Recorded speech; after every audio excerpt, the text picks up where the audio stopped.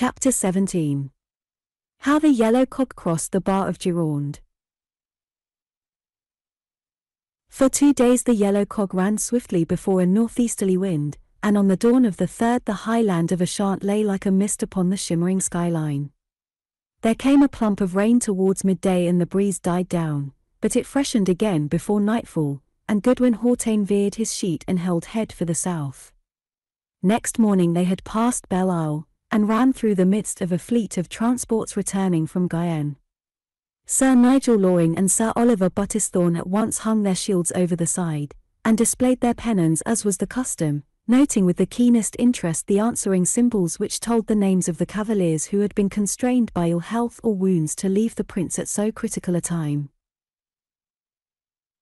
That evening a great dun-coloured cloud banked up in the west, and an anxious man was Goodwin Hawtayne, for a third part of his crew had been slain, and half the remainder were aboard the galleys, so that, with an injured ship, he was little fit to meet such a storm as sweeps over those waters. All night it blew in short fitful puffs, heeling the great cog over until the water curled over her lee bulwarks. As the wind still freshened the yard was lowered halfway down the mast in the morning. Alleyne, wretchedly ill and weak, with his head still ringing from the blow which he had received, crawled up upon deck. Water swept and aslant, it was preferable to the noisome, rat-haunted dungeons which served as cabins. There, clinging to the stout halyards of the sheet, he gazed with amazement at the long lines of black waves, each with its curling ridge of foam, racing in endless succession from out the inexhaustible west. A huge sombre cloud, flecked with livid blotches, stretched over the whole seaward skyline, with long ragged streamers whirled out in front of it. Far behind them the 2 galleys labored heavily, now sinking between the rollers until their yards were level with the waves, and again shooting up with a reeling, scooping motion until every spar and rope stood out hard against the sky. On the left the low-lying land stretched in a dim haze, rising here and there into a darker blur which marked the higher capes and headlands. The land of France. Alleyne's eyes shone as he gazed upon it. The land of France, the very word sounded as the call of a bugle in the ears of the youth of England. The land where their fathers had bled, the home of chivalry and of knightly deeds, the country of gallant men, of courtly women, of princely buildings, of the wise, the polished and the sainted. There it lay, so still and grey beneath the drifting wrack, the home of things noble and of things shameful, the theatre where a new name might be made or an old one marred. From his bosom to his lips came the crumpled veil, and he breathed a vow that if valour and goodwill could raise him to his lady's side, then death alone should hold him back from her. His thoughts were still in the woods of Minstead and the old armoury of Twynham Castle, when the hoarse voice of the master shipman brought them back once more to the Bay of Biscay. "By my troth, young sir," he said, "you are as long in the face as the devil at a christening, and I cannot marvel at it, for I have sailed these waters since I was as high as this wynyard, and yet I never saw more sure promise of an evil night." "Nay, I had other things upon my mind," the squire answered. "And so has every man," cried Hawtayne in an injured voice. "Let the shipman see to it. It is the master shipman's affair. Put it all upon good Master Hawtayne. Never had I so much care since first I blew trumpet and showed cartel at the west gate of Southampton." "What is amiss then?" asked Alleyne, for the man's words were as gusty as the weather. "Amiss, quotha. Here am I with but half my mariners, and a hole in the ship where that 20 devil stone struck us big enough to fit the fat widow of Northam through. It is well enough on this tack, but I would have you tell me what I am to do on the other. We are like to have salt water upon us until we be found pickled like the herrings in an Easterling's barrels." "What says Sir Nigel to it?" "He is below pricking out the coat armour of his mother's uncle. Pester me not with such small matters," was all that I could get from him. "Then there is Sir Oliver. Fry them in oil with a dressing of Gascony," quoth he, and then swore at me because I had not been the cook. Well awa, thought I, mad master, sober man, so away forward to the archers. Harrow and alas! But they were worse than the others. Would they not help you then? Nay, they sat tway and tway at a board, him that they call Aylward and the great red-headed man who snapped the Norman's arm bone, and the black man from Norwich, and a score of others, rattling their dice in an archer's gauntlet for want of a box. The ship can scarce last much longer, my masters, quoth I. That is your business, old swine's head, cried the black galliard.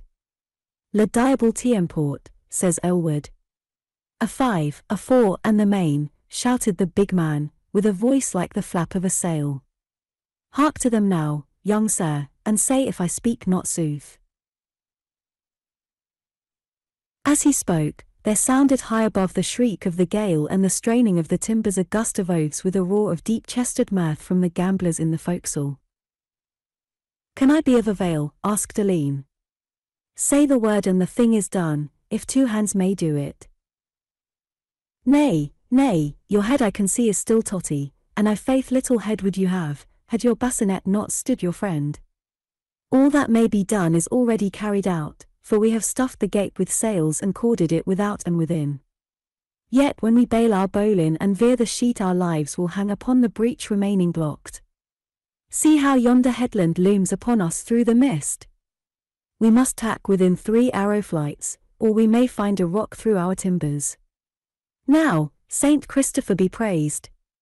Here is Sir Nigel, with whom I may confer. I pray thee that you will pardon me, said the knight, clutching his way along the bulwark. I would not show lack of courtesy toward a worthy man, but I was deep in a matter of some weight, concerning which, Alleyne, I should be glad of your rede. It touches the question of demediation or impalement in the coat of mine uncle, Sir John Leighton of Shropshire, who took unto wife the widow of Sir Henry Oglander of Nunwell. The case has been much debated by pursuivants and kings of arms. But how is it with you, master shipman? Ill enough, my fair lord. The cog must go about anon, and I know not how we may keep the water out of her. Go call Sir Oliver, said Sir Nigel, and presently the portly knight made his way all astraddle down the slippery deck. By my soul, master shipman, this passes all patience, he cried wrathfully. If this ship of yours must needs dance and skip like a clown at a kermesse, then I pray you that you will put me into one of these galeases. I had but sat down to a flask of Malvoisie and a mortress of brawn, as is my use about this hour, when there comes a share-king, and I find my wine over my legs and the flask in my lap, and then as I stoop to clip it there comes another cursed chirk, and there is a mortress of brawn stuck fast to the nape of my neck. At this moment I have 2 pages coursing after it from side to side, like hounds behind a leveret. Never did living pig gamble more lightly. But you have sent for me, Sir Nigel. I would fain have your rede, Sir Oliver, for Master Horteneth fears that when we veer there may come danger from the hole in our side. Then do not veer, quoth Sir Oliver hastily. And now, fair sir, I must hasten back to see how my rogues have fared with the brawn. Nay, but this will scarce suffice, cried the shipman. If we do not veer we will be upon the rocks within the hour. Then veer, said Sir Oliver. There is my rede, and now, Sir Nigel, I must crave. At this instant, however, a startled shout rang out from 2 seamen upon the forecastle. Rocks, they yelled, stabbing into the air with their forefingers. Rocks beneath our very bows. Through the belly of a great black wave, not 100 paces to the front of them, there thrust forth a huge jagged mass of brown stone, which spouted spray as though it were some crouching monster, while a dull menacing boom and roar filled the air. Yeah! Yeah! Screamed Goodwin Hawtayne, flinging himself upon the long pole which served as a tiller. Cut the halyard! Haul her over! Lay her 2 courses to the wind! Over swung the great boom, and the cog trembled and quivered within 5 spear lengths of the breakers. She can scarce draw clear, cried Hawtayne, with his eyes from the sail to the seething line of foam. May the holy Julian stand by us and the thrice-sainted Christopher. If there be such peril, Sir Oliver, quoth Sir Nigel, it would be very knightly and fitting that we should show our penance. I pray you, Edrickson, that you will command my guidon-bearer to put forward my banner. And sound the trumpets, cried Sir Oliver. In manus tuas, Domin. I am in the keeping of James of Compostela, to whose shrine I shall make pilgrimage, and in whose honour I vow that I will eat a carp each year upon his feast day. Mon Dieu, but the waves roar. How is it with us now, master shipman? We draw, cried Hautaine, with his eyes still fixed upon the foam which hissed under the very bulge of the side. Ah, Holy Mother, be with us now.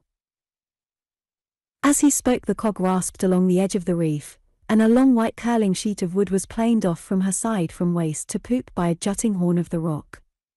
At the same instant she lay suddenly over, the sail drew full, and she plunged seawards amid the shoutings of the seamen and the archers.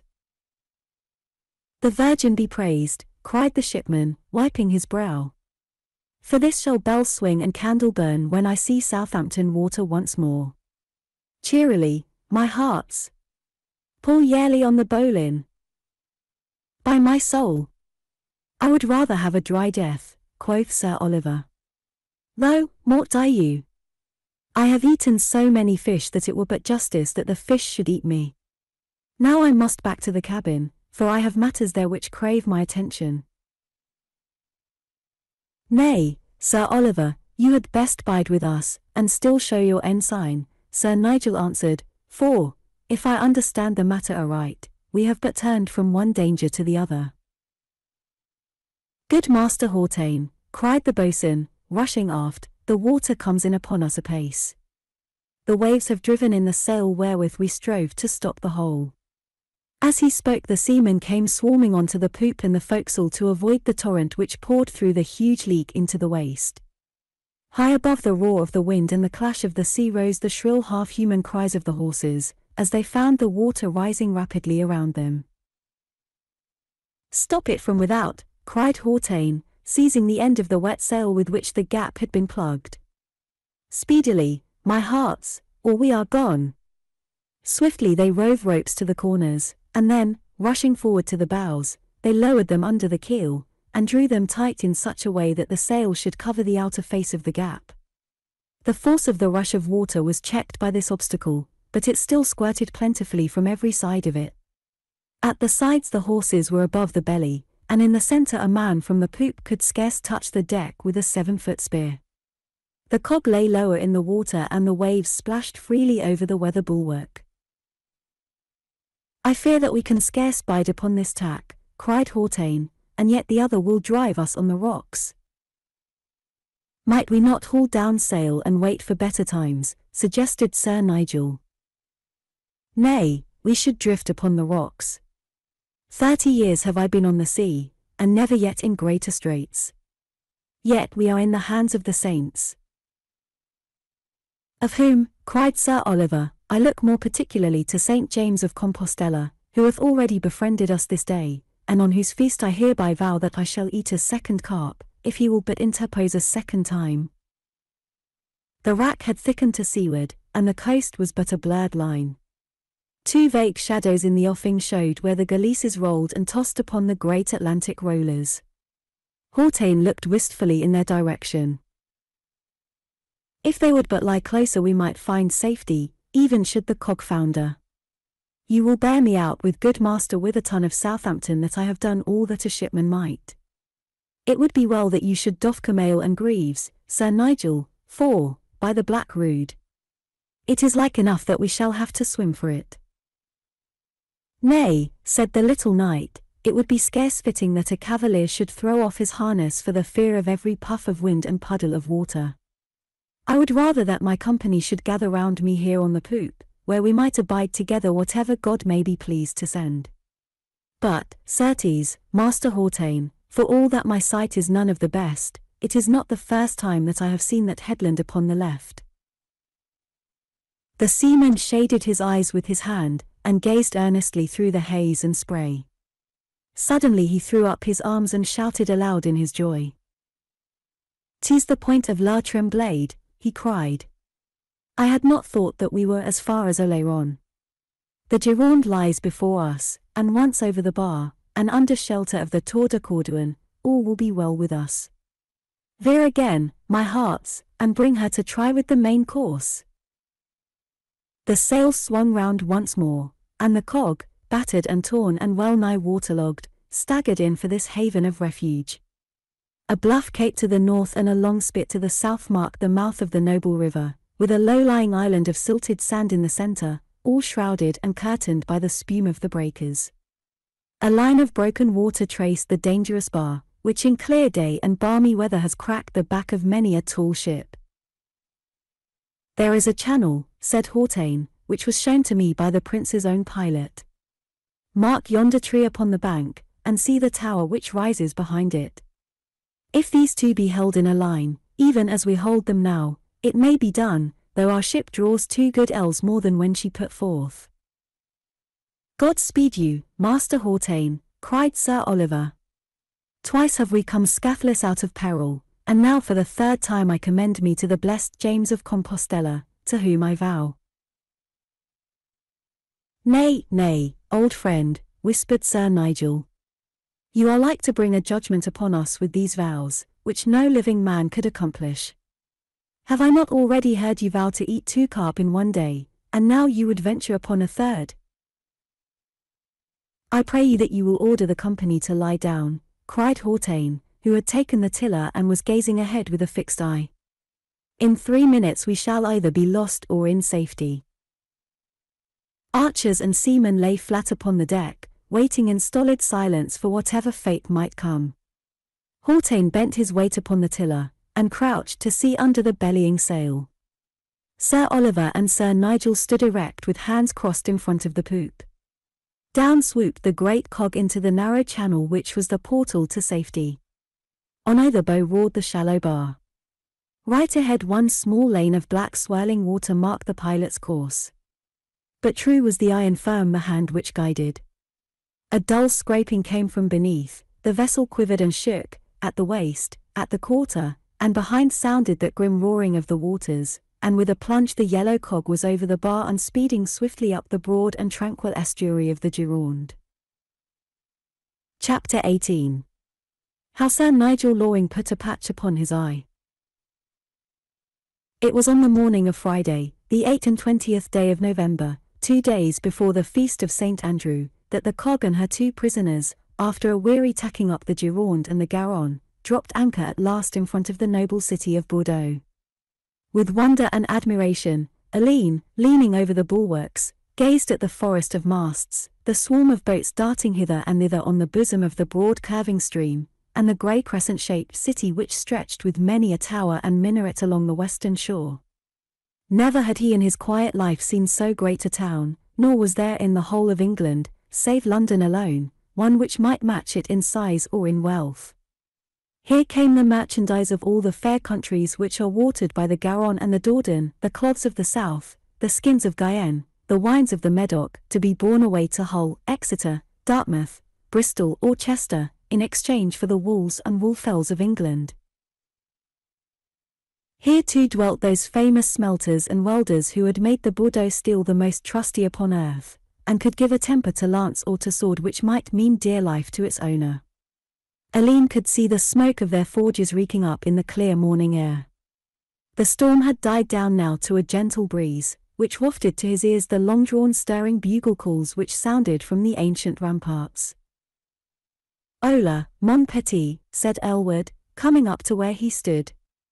"Thou art a squire now, and like enough to win the golden spurs, while I am still the master bowman, and master bowman I shall bide. I dare scarce wag my tongue so freely with you as when we tramped together past Wolverley Chase, else I might be your guide now, for indeed I know every house in Bordeaux as a friar knows the beads on his rosary." "Nay, Elwood," said Alleyne, laying his hand upon the sleeve of his companion's frayed jerkin, "you cannot think me so thrall as to throw aside an old friend because I have had some small share of good fortune. I take it unkind that you should have thought such evil of me." "Nay, mon gar. 'Twas but a flight shot to see if the wind blew steady, though I were a rogue to doubt it. Why, had I not met you, Elwood, at the Lyndhurst Inn, who can say where I had now been? Certes, I had not gone to Twynham Castle, nor become squire to Sir Nigel, nor met. He paused abruptly and flushed to his hair, but the bowman was too busy with his own thoughts to notice his young companion's embarrassment. "It was a good hostel, that of the Pied Merlin," he remarked. "By my 10 finger bones! When I hang bow on nail and change my brigandine for a tunic, I might do worse than take over the dame and her business."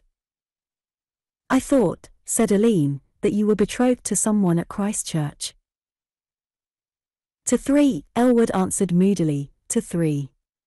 I fear I may not go back to Christchurch. I might chance to see hotter service in Hampshire than I have ever done in Gascony. But mark you now yonder lofty turret in the centre, which stands back from the river and hath a broad banner upon the summit. See the rising sun flashes full upon it and sparkles on the golden lions. 'Tis the royal banner of England, crossed by the prince's label. There he dwells in the Abbey of St. Andrew, where he hath kept his court these years back. Beside it is the minster of the same saint, who hath the town under his very special care. And how of yon grey turret on the left? 'Tis the fane of St. Michael, as that upon the right is of St. Remy. There, too, above the poop of yonder nef, you see the towers of St. Croix and of Paberland. Mark also the mighty ramparts which are pierced by the 3 water gates, and 16 others to the landward side. And how is it, good Elwood, that there comes so much music from the town? I seem to hear 100 trumpets, all calling in chorus. It would be strange else, seeing that all the great lords of England and of Gascony are within the walls, and each would have his trumpeter blow as loud as his neighbour, lest it might be thought that his dignity had been abated. Ma foi! They make as much louster as a Scotch army, where every man fills himself with girdle cakes, and sits up all night to blow upon the toodle pipe. See all along the banks how the pages water the horses, and there beyond the town how they gallop them over the plain. For every horse you see a belted knight of herbergage in the town, for, as I learn, the men-at-arms and archers have already gone forward to Dax. I trust, Elwood, said Sir Nigel, coming upon deck, that the men are ready for the land. Go tell them that the boats will be for them within the hour.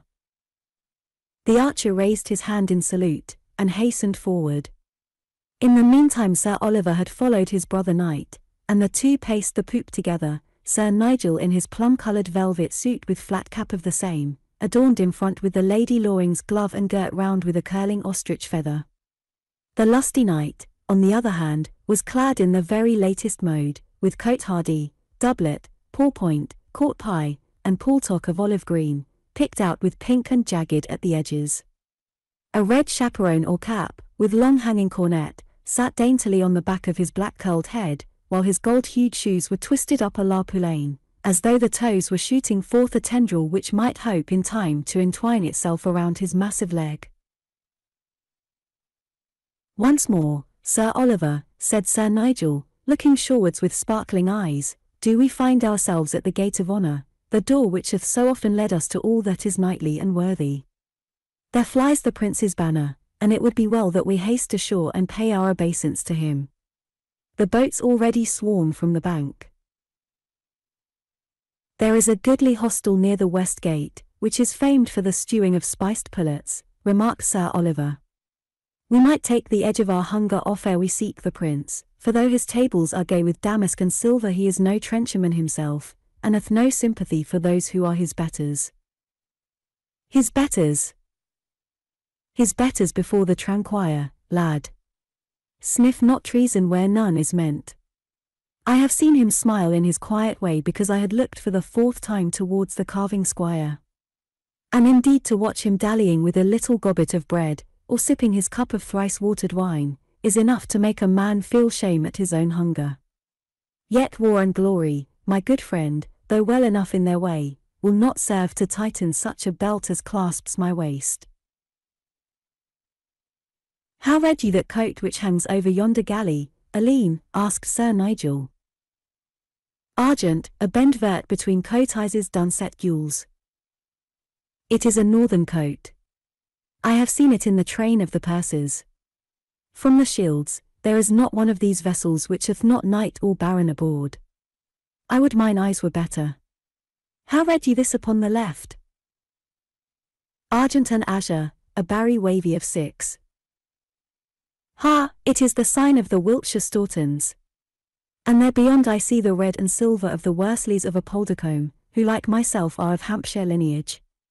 Close behind us is the Malines cross of the gallant William Molyneux, and beside it the bloody chevrons of the Norfolk Woodhouses, with the amulets of the Musgraves of Westmoreland.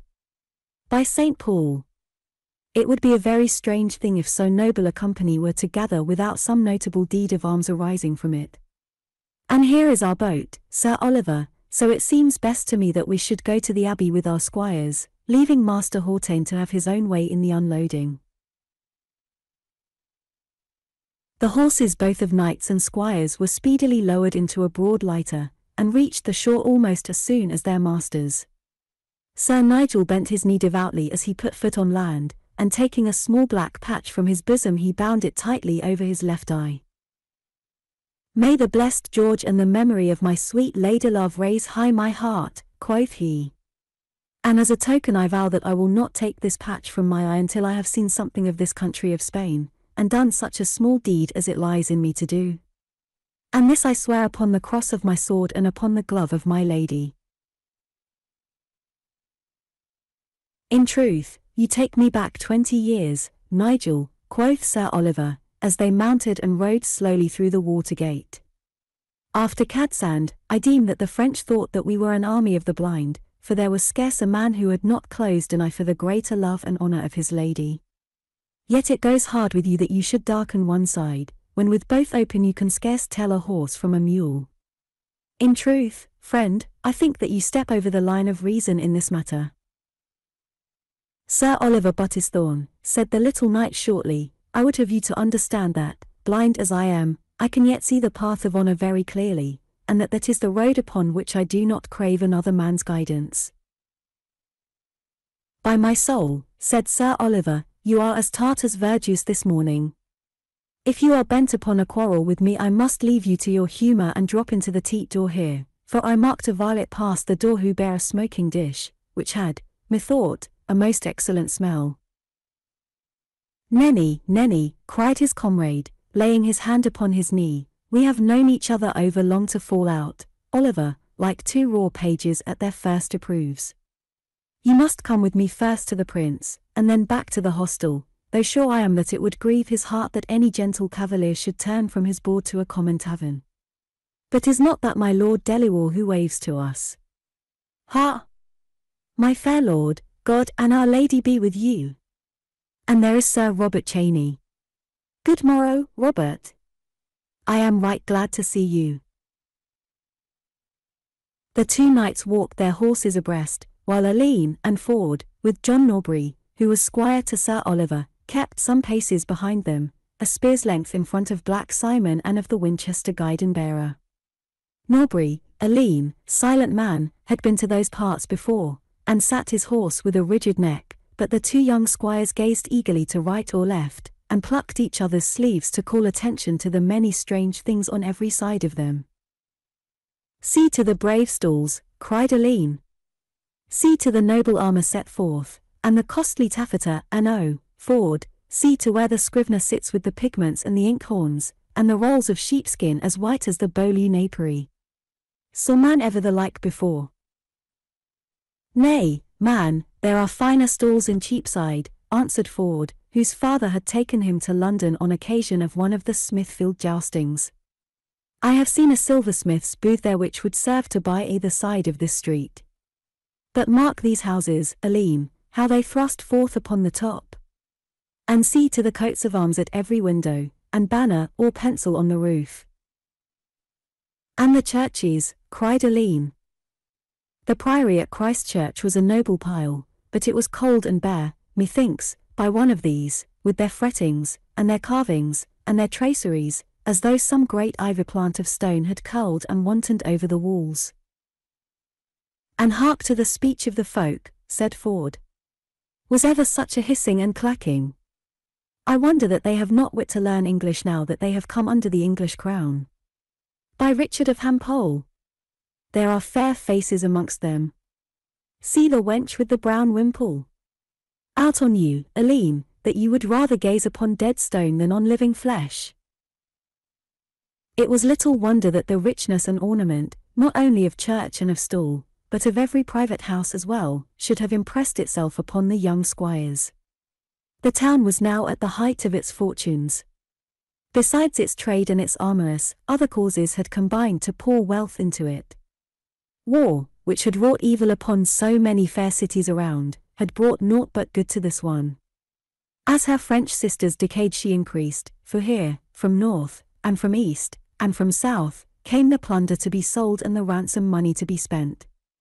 Through all her 16 landward gates there had set for many years a double tide of empty-handed soldiers hurrying France wards, and of enriched and laden bands who brought their spoils home. The prince's court, too, with its swarm of noble barons and wealthy knights, many of whom, in imitation of their master, had brought their ladies and their children from England, all helped to swell the coffers of the burghers. Now, with this fresh influx of noblemen and cavaliers, food and lodging were scarce to be had, and the prince was hurrying forward his forces to Dax in Gascony to relieve the overcrowding of his capital. In front of the minster and abbey of St. Andrew's was a large square crowded with priests, soldiers, women, friars, and burghers, who made it their common centre for sightseeing and gossip. Amid the knot of noisy and gesticulating townsfolk, many small parties of mounted knights and squires threaded their way towards the prince's quarters, where the huge iron-clamped doors were thrown back to show that he held audience within. 20 archers stood about the gateway, and beat back from time to time with their bow-staves the inquisitive and chattering crowd who swarmed round the portal.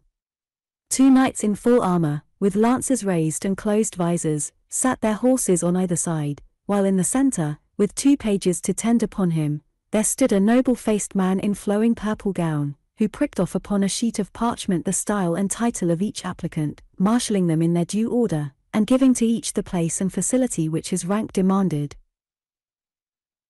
His long white beard and searching eyes imparted to him an air of masterful dignity, which was increased by his tabard-like vesture and the heraldic barret cap with triple plume which bespoke his office. "It is Sir William de Pakington, the prince's own herald and scrivener," whispered Sir Nigel, as they pulled up amid the line of knights who waited admission. "Ill fares it with the man who would venture to deceive him. He hath by rote the name of every knight of France or of England, and all the tree of his family, with his kinships, coat armour, marriages, augmentations, abatements, and I know not what beside. We may leave our horses here with the varlets, and push forward with our squires." Following Sir Nigel's counsel, they pressed on upon foot until they were close to the prince's secretary, who was in high debate with a young and foppish knight, who was bent upon making his way past him. "Mackworth," said the king-at-arms, "it is in my mind, young sir, that you have not been presented before." "Nay, it is but a day since I set foot in Bordeaux, but I feared lest the prince should think it strange that I had not waited upon him." "The prince hath other things to think upon," quoth Sir William de Pakington, "but if you be a Mackworth you must be a Mackworth of Normanton, and indeed I see now that your coat is sable and ermine." "I am a Mackworth of Normanton," the other answered, with some uneasiness of manner. "Then you must be Sir Stephen Mackworth, for I learn that when old Sir Guy died he came in for the arms and the name, the war cry and the profit." "Sir Stephen is my elder brother, and I am Arthur, the second son," said the youth. "In sooth and in sooth," cried the king-at-arms with scornful eyes. "And pray, Sir second son, where is the cadency mark which should mark your rank? Dare you to wear your brother's coat without the crescent which should stamp you as his cadet? Away to your lodgings, and come not near the prince until the armourer hath placed the true charge upon your shield." As the youth withdrew in confusion, Sir William's keen eye singled out the 5 red roses from amid the overlapping shields and cloud of pennons which faced him. "Ha!" he cried, "there are charges here which are above counterfeit. The roses of Loring and the boar's head of Buttishthorn may stand back in peace, but by my faith, they are not to be held back in war. Welcome, Sir Oliver, Sir Nigel. Chandos will be glad to his very heart roots when he sees you. This way, my fair sirs." Your squires are doubtless worthy the fame of their masters. Down this passage, Sir Oliver. Edricson. Ha! One of the old strain of Hampshire Edricsons, I doubt not. And Ford, they are of a South Saxon stock, and of good repute. There are Norburys in Cheshire and in Wiltshire, and also, as I have heard, upon the borders. So, my fair sirs, and I shall see that you are shortly admitted. He had finished his professional commentary by flinging open a folding door, and ushering the party into a broad hall, which was filled with a great number of people who were waiting, like themselves, for an audience.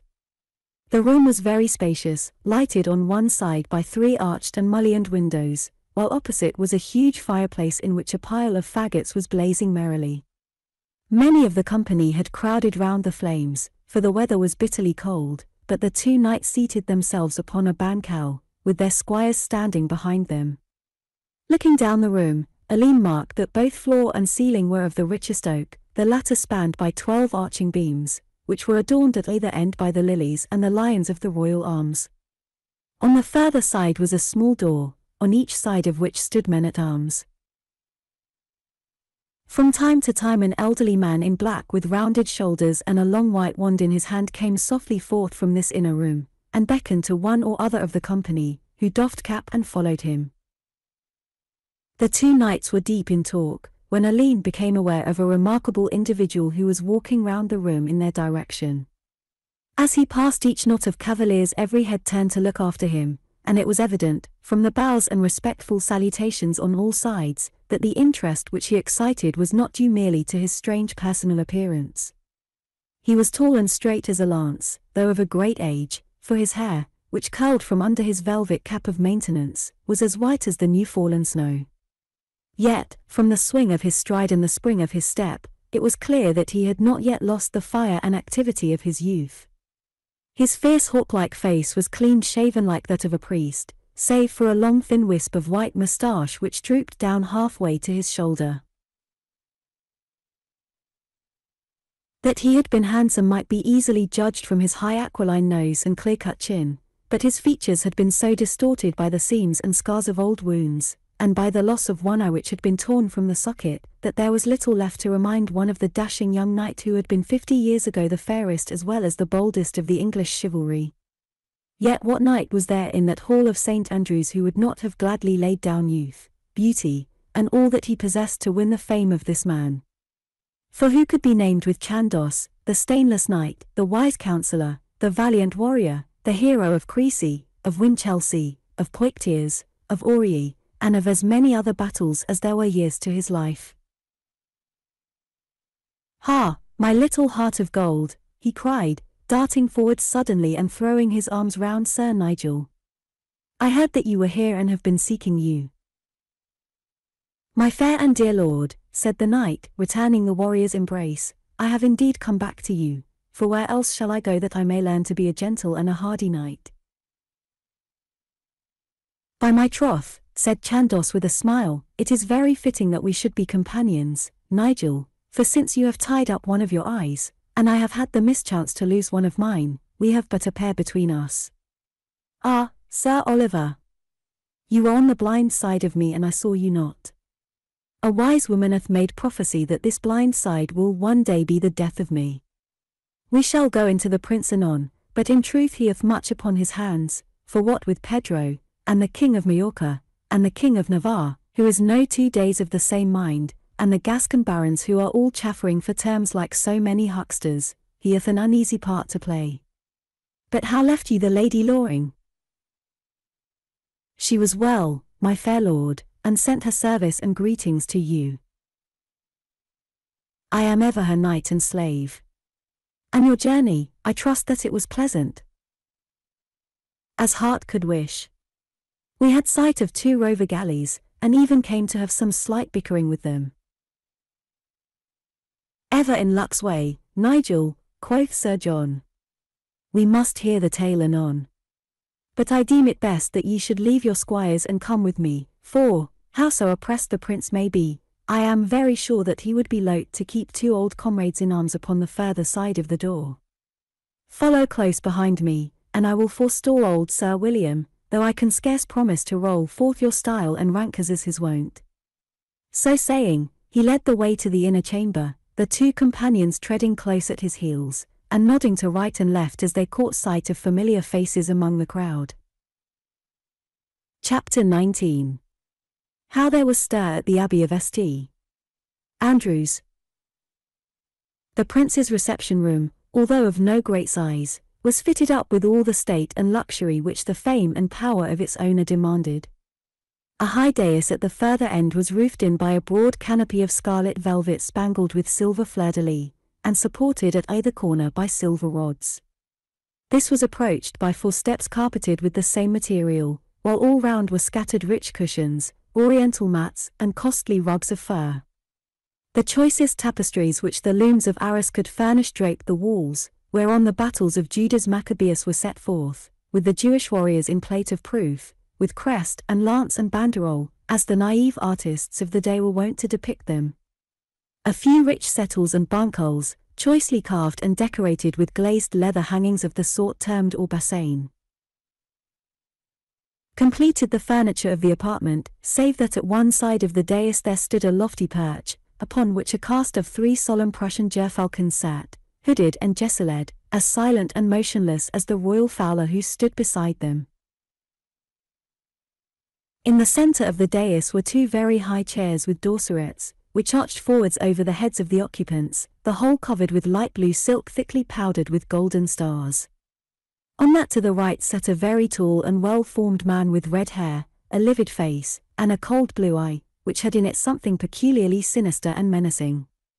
He lounged back in a careless position, and yawned repeatedly as though heartily weary of the proceedings, stooping from time to fondle a shaggy Spanish greyhound which lay stretched at his feet. On the other throne there was perched bolt upright, with prim demeanour, as though he felt himself to be upon his good behaviour, a little, round, pippin-faced person, who smiled and bobbed to every one whose eye he chanced to meet. Between and a little in front of them on a humble charrette or stool, sat a slim, dark young man, whose quiet attire and modest manner would scarce proclaim him to be the most noted prince in Europe.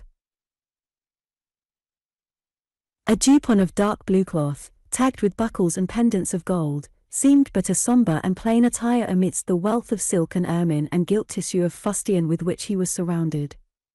He sat with his 2 hands clasped round his knee, his head slightly bent, and an expression of impatience and of trouble upon his clear, well-chiselled features. Behind the thrones there stood 2 men in purple gowns, with ascetic, clean-shaven faces, and half a dozen other high dignitaries and office-holders of Aquitaine. Below on either side of the steps were 40 or 50 barons, knights, and courtiers, ranged in a triple row to the right and the left, with a clear passage in the centre. "There sits the prince," whispered Sir John Chandos, as they entered. "He on the right is Pedro, whom we are about to put upon the Spanish throne. The other is Don James, whom we purpose with the aid of God to help to his throne in Majorca.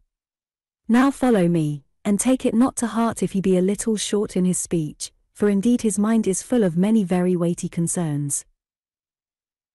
The prince, however, had already observed their entrance, and, springing to his feet, he had advanced with a winning smile and the light of welcome in his eyes.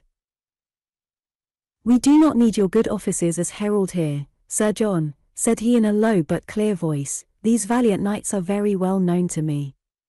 Welcome to Aquitaine, Sir Nigel Loring and Sir Oliver Buttishthorn. Nay, keep your knee for my sweet father at Windsor. I would have your hands, my friends.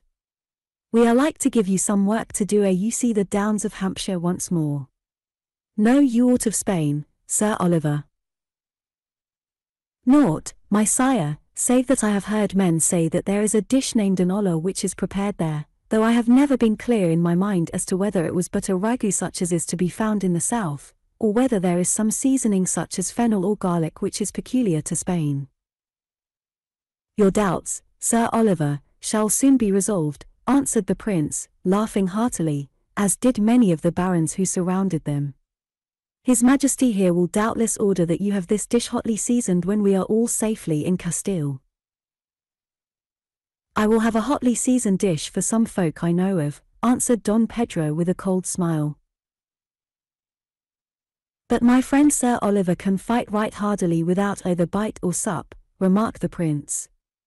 Did I not see him at Poictiers, when for 2 days we had not more than a crust of bread and a cup of foul water, yet carrying himself most valiantly? With my own eyes I saw him in the rout sweep the head from a knight of Picardy with one blow of his sword. The rogue got between me and the nearest French victual wain, muttered Sir Oliver, amid a fresh titter from those who were near enough to catch his words. How many have you in your train? Asked the prince, assuming a graver mien. I have 40 men-at-arms, sire, said Sir Oliver. And I have 100 archers and a score of lancers, but there are 200 men who wait for me on this side of the water upon the borders of Navarre. And who are they, Sir Nigel? They are a free company, sire, and they are called the White Company. To the astonishment of the knight, his words provoked a burst of merriment from the barons round, in which the 2 kings and the prince were fain to join. Sir Nigel blinked mildly from one to the other, until at last perceiving a stout black-bearded knight at his elbow, whose laugh rang somewhat louder than the others, he touched him lightly upon the sleeve. Perchance, my fair sir, he whispered, there is some small vow of which I may relieve you. Might we not have some honourable debate upon the matter? Your gentle courtesy may perhaps grant me an exchange of thrusts. Nay, nay, Sir Nigel, cried the prince, fasten not the offence upon Sir Robert Briquet, for we are one and all bogged in the same mire. Truth to say, our ears have just been vexed by the doings of the same company, and I have even now made vow to hang the man who held the rank of captain over it. I little thought to find him among the bravest of my own chosen chieftains. But the vow is now naught, for, as you have never seen your company, it would be a fool's act to blame you for their doings.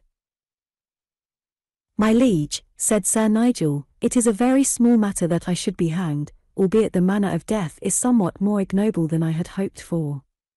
On the other hand, it would be a very grievous thing that you, the Prince of England and the flower of knighthood, should make a vow, whether in ignorance or no, and fail to bring it to fulfilment. Vex not your mind on that, the prince answered, smiling. We have had a citizen from Montauban here this very day, who told us such a tale of sack and murder and pillage that it moved our blood, but our wrath was turned upon the man who was in authority over them. My dear and honoured master, cried Nigel, in great anxiety, I fear me much that in your gentleness of heart you are straining this vow which you have taken. If there be so much as a shadow of a doubt as to the form of it, it were 1,000 times best. Peace! Peace! Cried the prince impatiently. I am very well able to look to my own vows and their performance. We hope to see you both in the banquet hall anon. Meanwhile you will attend upon us with our train. He bowed, and Chandos, plucking Sir Oliver by the sleeve, led them both away to the back of the press of courtiers. Why, little coz, he whispered, you are very eager to have your neck in a noose. By my soul! Had you asked as much from our new ally Don Pedro, he had not balked you. Between friends, there is overmuch of the hangman in him, and too little of the prince. But indeed this White Company is a rough band, and may take some handling ere you find yourself safe in your captaincy. I doubt not, with the help of St. Paul, that I shall bring them to some order, Sir Nigel answered. But there are many faces here which are new to me, though others have been before me since first I waited upon my dear master, Sir Walter. I pray you to tell me, Sir John, who are these priests upon the dais? The one is the Archbishop of Bordeaux, Nigel, and the other the Bishop of Agen. And the dark knight with grey-streaked beard? By my troth, he seems to be a man of much wisdom and valour. He is Sir William Felton, who, with my unworthy self, is the chief counsellor of the prince, he being high steward and either seneschal of Aquitaine. And the knights upon the right, beside Don Pedro? They are cavaliers of Spain who have followed him in his exile. The one at his elbow is Fernando de Castro, who is as brave and true a man as heart could wish. In front to the right are the Gascon lords. You may well tell them by their clouded brows, for there hath been some ill will of late betwixt the prince and them. The tall and burly man is the Captal de Buch, whom I doubt not that ye know, for a braver knight never laid lance in rest. That heavy-faced cavalier who plucks his skirts and whispers in his ear is Lord Oliver de Clisson, known also as the Butcher. He it is who stirs up strife, and forever blows the dying embers into flame. The man with the mole upon his cheek is the Lord Pommers, and his two brothers stand behind him, with the Lord Lespar, Lord de Rosam, Lord de Mucident, Sir Perducas d'Albret, the Soldich de la Train, and others. Further back are knights from Quercy, Limousin, Saintonge, Poitou, and Aquitaine, with the valiant Sir Guiscard d'Angle. That is he in the rose-coloured doublet with the ermine. And the knights upon this side. They are all Englishmen, some of the household and others who, like yourself, are captains of companies. There is Lord Neville, Sir Stephen Cassington, and Sir Matthew Gorney, with Sir Walter Huet, Sir Thomas Bannister, and Sir Thomas Felton, who is the brother of the High Steward. Mark well the man with the high nose and flaxen beard who hath placed his hand upon the shoulder of the dark hard-faced cavalier in the rust-stained jupon. Ay, by St. Paul, observed Sir Nigel, they both bear the print of their armour upon their coats' hardies. Methinks they are men who breathe freer in a camp than a court. There are many of us who do that, Nigel, said Chandos, and the head of the court is, I dare warrant, among them. But of these two men the one is Sir Hugh Calverley, and the other is Sir Robert Knowles.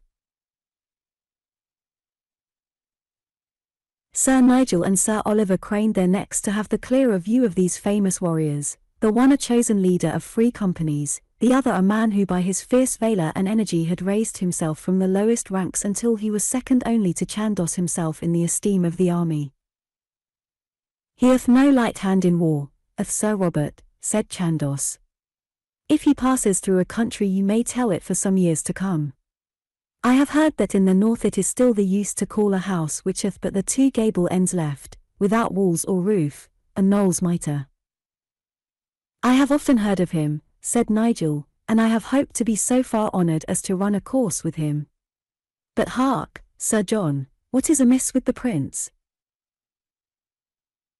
Whilst Chandos had been conversing with the two knights a continuous stream of suitors had been ushered in, adventurers seeking to sell their swords and merchants clamouring over some grievance, a ship detained for the carriage of troops, or a tun of sweet wine which had the bottom knocked out by a troop of thirsty archers. A few words from the prince disposed of each case, and, if the applicant liked not the judgment, a quick glance from the prince's dark eye sent him to the door with the grievance all gone out of him. The younger ruler had sat listlessly upon his stool with the two puppet monarchs enthroned behind him, but of a sudden a dark shadow passed over his face, and he sprang to his feet in one of those gusts of passion which were the single blot upon his noble and generous character. "How now, Don Martin de la Corra?" he cried. "How now, sirrah? What message do you bring to us from our brother of Navarre?" The newcomer to whom this abrupt query had been addressed was a tall and exceedingly handsome cavalier who had just been ushered into the apartment. His swarthy cheek and raven black hair spoke of the fiery south, and he wore his long black cloak swathed across his chest and over his shoulders in a graceful sweeping fashion, which was neither English nor French. With stately steps and many profound bows, he advanced to the foot of the dais before replying to the prince's question. "My powerful and illustrious master," he began, "Charles, King of Navarre, Earl of Evros, Count of Champagne, who also writeth himself Overlord of Berne, hereby sends his love and greetings to his dear cousin Edward, the Prince of Wales, Governor of Aquitaine, Grand Commander of—" "Tush! Tush! Don Martin," interrupted the prince, who had been beating the ground with his foot impatiently during this stately preamble. "We already know our cousin's titles and style, and, certes, we know our own. To the point, man, and at once. Are the passes open to us, or does your master go back from his word pledged to me at Libon no later than last Michaelmas?" "It would ill become my gracious master, sire, to go back from promise given. He does but ask some delay and certain conditions and hostages." Conditions. Hostages. Is he speaking to the Prince of England, or is it to the bourgeois provost of some half-captured town? Conditions, quotha. He may find much to mend in his own condition ere long. The passes are, then, closed to us. Nay, sire. They are open, then. Nay, sire, if you would but. Enough, enough, Don Martin, cried the prince. It is a sorry sight to see so true a knight pleading in so false a cause. We know the doings of our cousin Charles. We know that while with the right hand he takes our 50,000 crowns for the holding of the passes open, he hath his left outstretched to Henry of Trastamare, or to the King of France, all ready to take as many more for the keeping them closed. I know our good Charles, and, by my blessed namesake the Confessor, he shall learn that I know him. He sets his kingdom up to the best bidder, like some scullion farrier selling a glandered horse. He is. My lord, cried Don Martin, I cannot stand there to hear such words of my master. Did they come from other lips, I should know better how to answer them. Don Pedro frowned and curled his lip, but the prince smiled and nodded his approbation. Your bearing and your words, Don Martin, are such I should have looked for in you, he remarked. You will tell the king, your master, that he hath been paid his price and that if he holds to his promise he hath my word for it that no scath shall come to his people, nor to their houses or gear. If, however, we have not his leave, I shall come close at the heels of this message without his leave, and bearing a key with me which shall open all that he may close. He stooped and whispered to Sir Robert Knowles and Sir Hugh Calverley, who smiled as men well pleased, and hastened from the room. Our cousin Charles has had experience of our friendship, the prince continued, and now, by the saints, he shall feel a touch of our displeasure. I send now a message to our cousin Charles which his whole kingdom may read.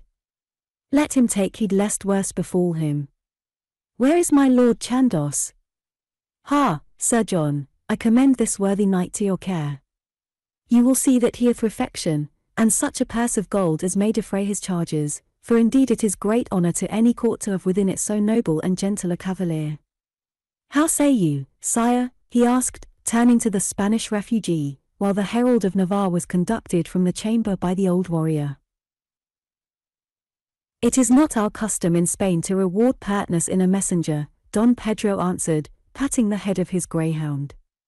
Yet we have all heard the lengths to which your royal generosity runs. In sooth, yes, cried the King of Majorca. Who should know it better than we, said Don Pedro bitterly, since we have had to fly to you in our trouble as to the natural protector of all who are weak. Nay, nay, as brothers to a brother, cried the prince, with sparkling eyes. We doubt not, with the help of God, to see you very soon restored to those thrones from which you have been so traitorously thrust.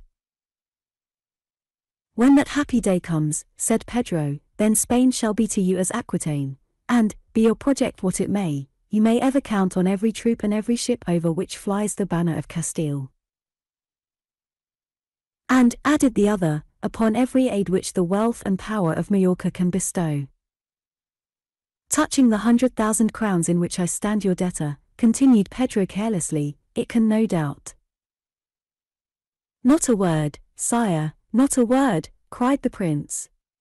It is not now when you are in grief that I would vex your mind with such base and sordid matters.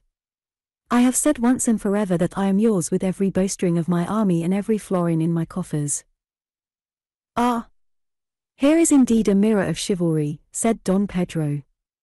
I think, Sir Fernando, since the prince's bounty is stretched so far, that we may make further use of his gracious goodness to the extent of 50,000 crowns. Good Sir William Felton, here, will doubtless settle the matter with you. The stout old English counsellor looked somewhat blank at this prompt acceptance of his master's bounty. If it please you, sire, he said, the public funds are at their lowest, seeing that I have paid 12,000 men of the companies, and the new taxes, the half-tax and the wine tax, not yet come in. If you could wait until the promised help from England comes. Nay, nay, my sweet cousin, cried Don Pedro. Had we known that your own coffers were so low, or that this sorry sum could have weighed one way or the other, we had been loath indeed. Enough, sire, enough, said the prince, flushing with vexation. If the public funds be, indeed, so backward, Sir William, there is still, I trust, my own private credit, which hath never been drawn upon for my own uses, but is now ready in the cause of a friend in adversity. Go, raise this money upon our own jewels, if naught else may serve, and see that it be paid over to Don Fernando. In security I offer, cried Don Pedro. Tush! Tush, said the prince. I am not a Lombard, sire.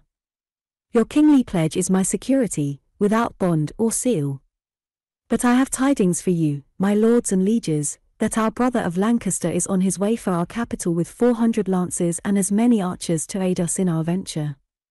When he hath come, and when our fair consort is recovered in her health, which I trust by the grace of God may be ere many weeks be past, we shall then join the army at Dax, and set our banners to the breeze once more.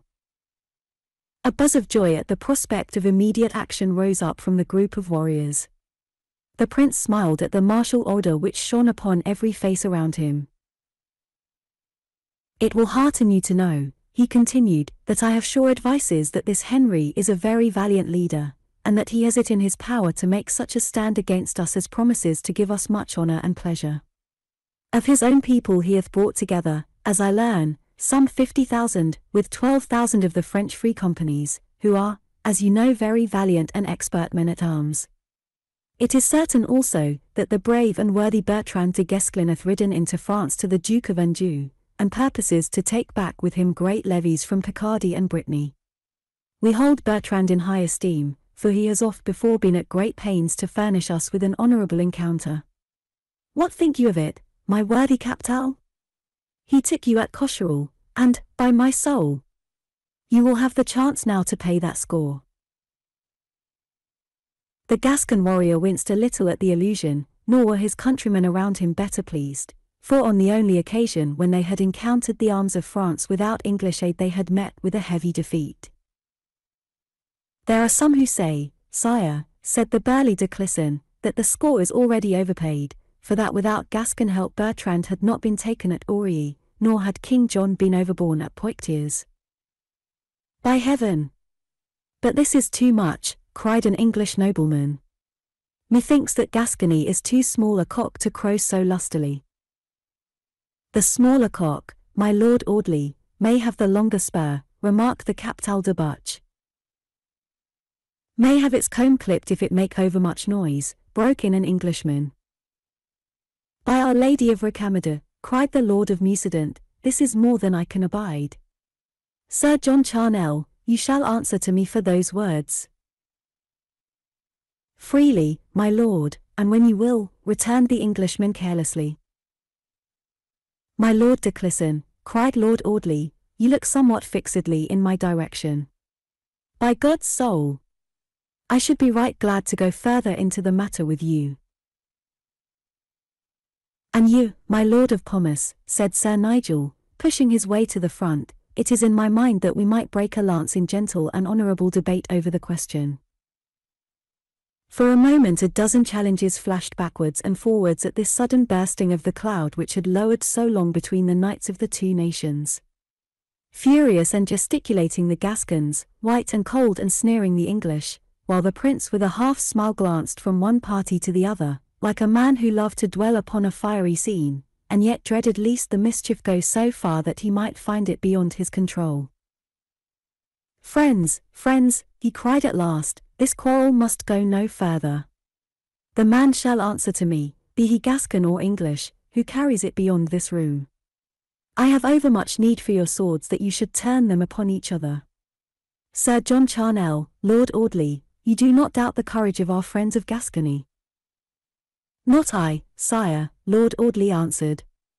I have seen them fight too often not to know that they are very hardy and valiant gentlemen. And so say I, quoth the other Englishman, but, certes, there is no fear of our forgetting it while they have a tongue in their heads. Nay, Sir John, said the prince reprovingly, all peoples have their own use and customs. There are some who might call us cold and dull and silent. But you hear, my lords of Gascony, that these gentlemen had no thought to throw a slur upon your honour or your valour, so let all anger fade from your mind. Clisson, Captal, de Pomus, I have your word. We are your subjects, sire, said the Gascon barons, though with no very good grace. Your words are our law. Then shall we bury all cause of unkindness in a flagon of Malvoisie, said the prince, cheerily. Ho, there! The doors of the banquet hall. I have been over long from my sweet spouse, but I shall be back with you anon. Let the saws serve and the minstrels play, while we drain a cup to the brave days that are before us in the south. He turned away, accompanied by the two monarchs, while the rest of the company, with many a compressed lip and menacing eye, filed slowly through the side door to the great chamber in which the royal tables were set forth. Chapter 20. How Alleyne won his place in an honourable guild. Whilst the prince's council was sitting, Alleyne and Ford had remained in the outer hall, where they were soon surrounded by a noisy group of young Englishmen of their own rank, all eager to hear the latest news from England. How is it with the old man at Windsor? Asked one. And how with the good Queen Philippa? And how with Dame Alice Puss? Cried a third. The devil take your tongue, what? Shouted a tall young man, seizing the last speaker by the collar and giving him an admonitory shake. The prince would take your head off for those words. By God's coif! What would miss it but little, said another. It is as empty as a beggar's wallet. As empty as an English squire, coz, cried the first speaker. What a devil has become of the maître d'estables and his saws? They have not put forth the trestles yet. Mon Dieu! If a man could eat himself into knighthood, Humphrey, you had been a banneret at the least, observed another, amid a burst of laughter. And if you could drink yourself in, old Leatherhead, you had been first baron of the realm, cried the aggrieved Humphrey. But how of England, my lads of Loring? I take it, said Ford, that it is much as it was when you were there last, save that perchance there is a little less noise there. And why less noise, young Solomon? Ah, that is for your wit to discover. Pardieu! Here is a paladin come over, with the Hampshire mud still sticking to his shoes. He means that the noise is less for our being out of the country. They are very quick in these parts, said Ford, turning to Alleyne. How are we to take this, sir? Asked the ruffling squire. You may take it as it comes, said Ford carelessly. Here is pertness, cried the other. Sir, I honour your truthfulness, said Ford. Stint it, Humphrey, said the tall squire, with a burst of laughter. You will have little credit from this gentleman, I perceive. Tongues are sharp in Hampshire, sir. And swords? We may prove that. In 2 days' time is the Vepres du Tournoi, when we may see if your lance is as quick as your wit. All very well, Roger Harkham, cried a burly, bull-necked young man, whose square shoulders and massive limbs told of exceptional personal strength. You pass too lightly over the matter. We are not to be so easily overcrowed. The Lord Loring hath given his proofs, but we know nothing of his squires, save that one of them hath a railing tongue. And how of you, young sir, bringing his heavy hand down on Alleyne's shoulder? And what of me, young sir? Ma foi! This is my lady's page come over. Your cheek will be browner and your hand harder ere you see your mother again. If my hand is not hard, it is ready. Ready? Ready for what? For the hem of my lady's train? Ready to chastise insolence, sir, cried Alleyne with flashing eyes. Sweet little coz, answered the burly squire. Such a dainty colour. Such a mellow voice. eyes of a bashful maid, and hair like a 3 years babe. Voila! He passed his thick fingers roughly through the youth's crisp golden curls. You seek to force a quarrel, sir, said the young man, white with anger. And what then? Why, you do it like a country boor, and not like a gentle squire. Hast been ill-bred and as ill-taught. I serve a master who could show you how such things should be done. And how would he do it, O pink of squires? He would neither be loud nor would he be unmannerly, but rather more gentle than is his wont. He would say, Sir, I should take it as an honour to do some small deed of arms against you, not for mine own glory or advancement, but rather for the fame of my lady and for the upholding of chivalry. Then he would draw his glove, thus, and throw it on the ground, or, if he had cause to think that he had to deal with a churl, he might throw it in his face, as I do now. A buzz of excitement went up from the knot of squires as Alleyne, his gentle nature turned by this causeless attack into fiery resolution, dashed his glove with all his strength into the sneering face of his antagonist. From all parts of the hall squires and pages came running, until a dense, swaying crowd surrounded the disputants. Your life for this, said the bully, with a face which was distorted with rage. If you can take it, returned Alleyne. Good lad, whispered Ford. Stick to it close as wax. I shall see justice, cried Norbury, Sir Oliver's silent attendant. You brought it upon yourself, John Tranter, said the tall squire, who had been addressed as Roger Harkham. You must ever plague the newcomers. But it were shame if this went further. The lad hath shown a proper spirit. But a blow! A blow! Cried several of the older squires. There must be a finish to this. Nay, Tranter first laid hand upon his head, said Harkham. How say you, Tranter? The matter may rest where it stands. My name is known in these parts, said Tranter, proudly, I can let pass what might leave a stain upon another. Let him pick up his glove and say that he has done amiss. I would see him in the claws of the devil first, whispered Ford. You hear, young sir, said the peacemaker. Our friend will overlook the matter if you do but say that you have acted in heat and haste. I cannot say that, answered Alleyne.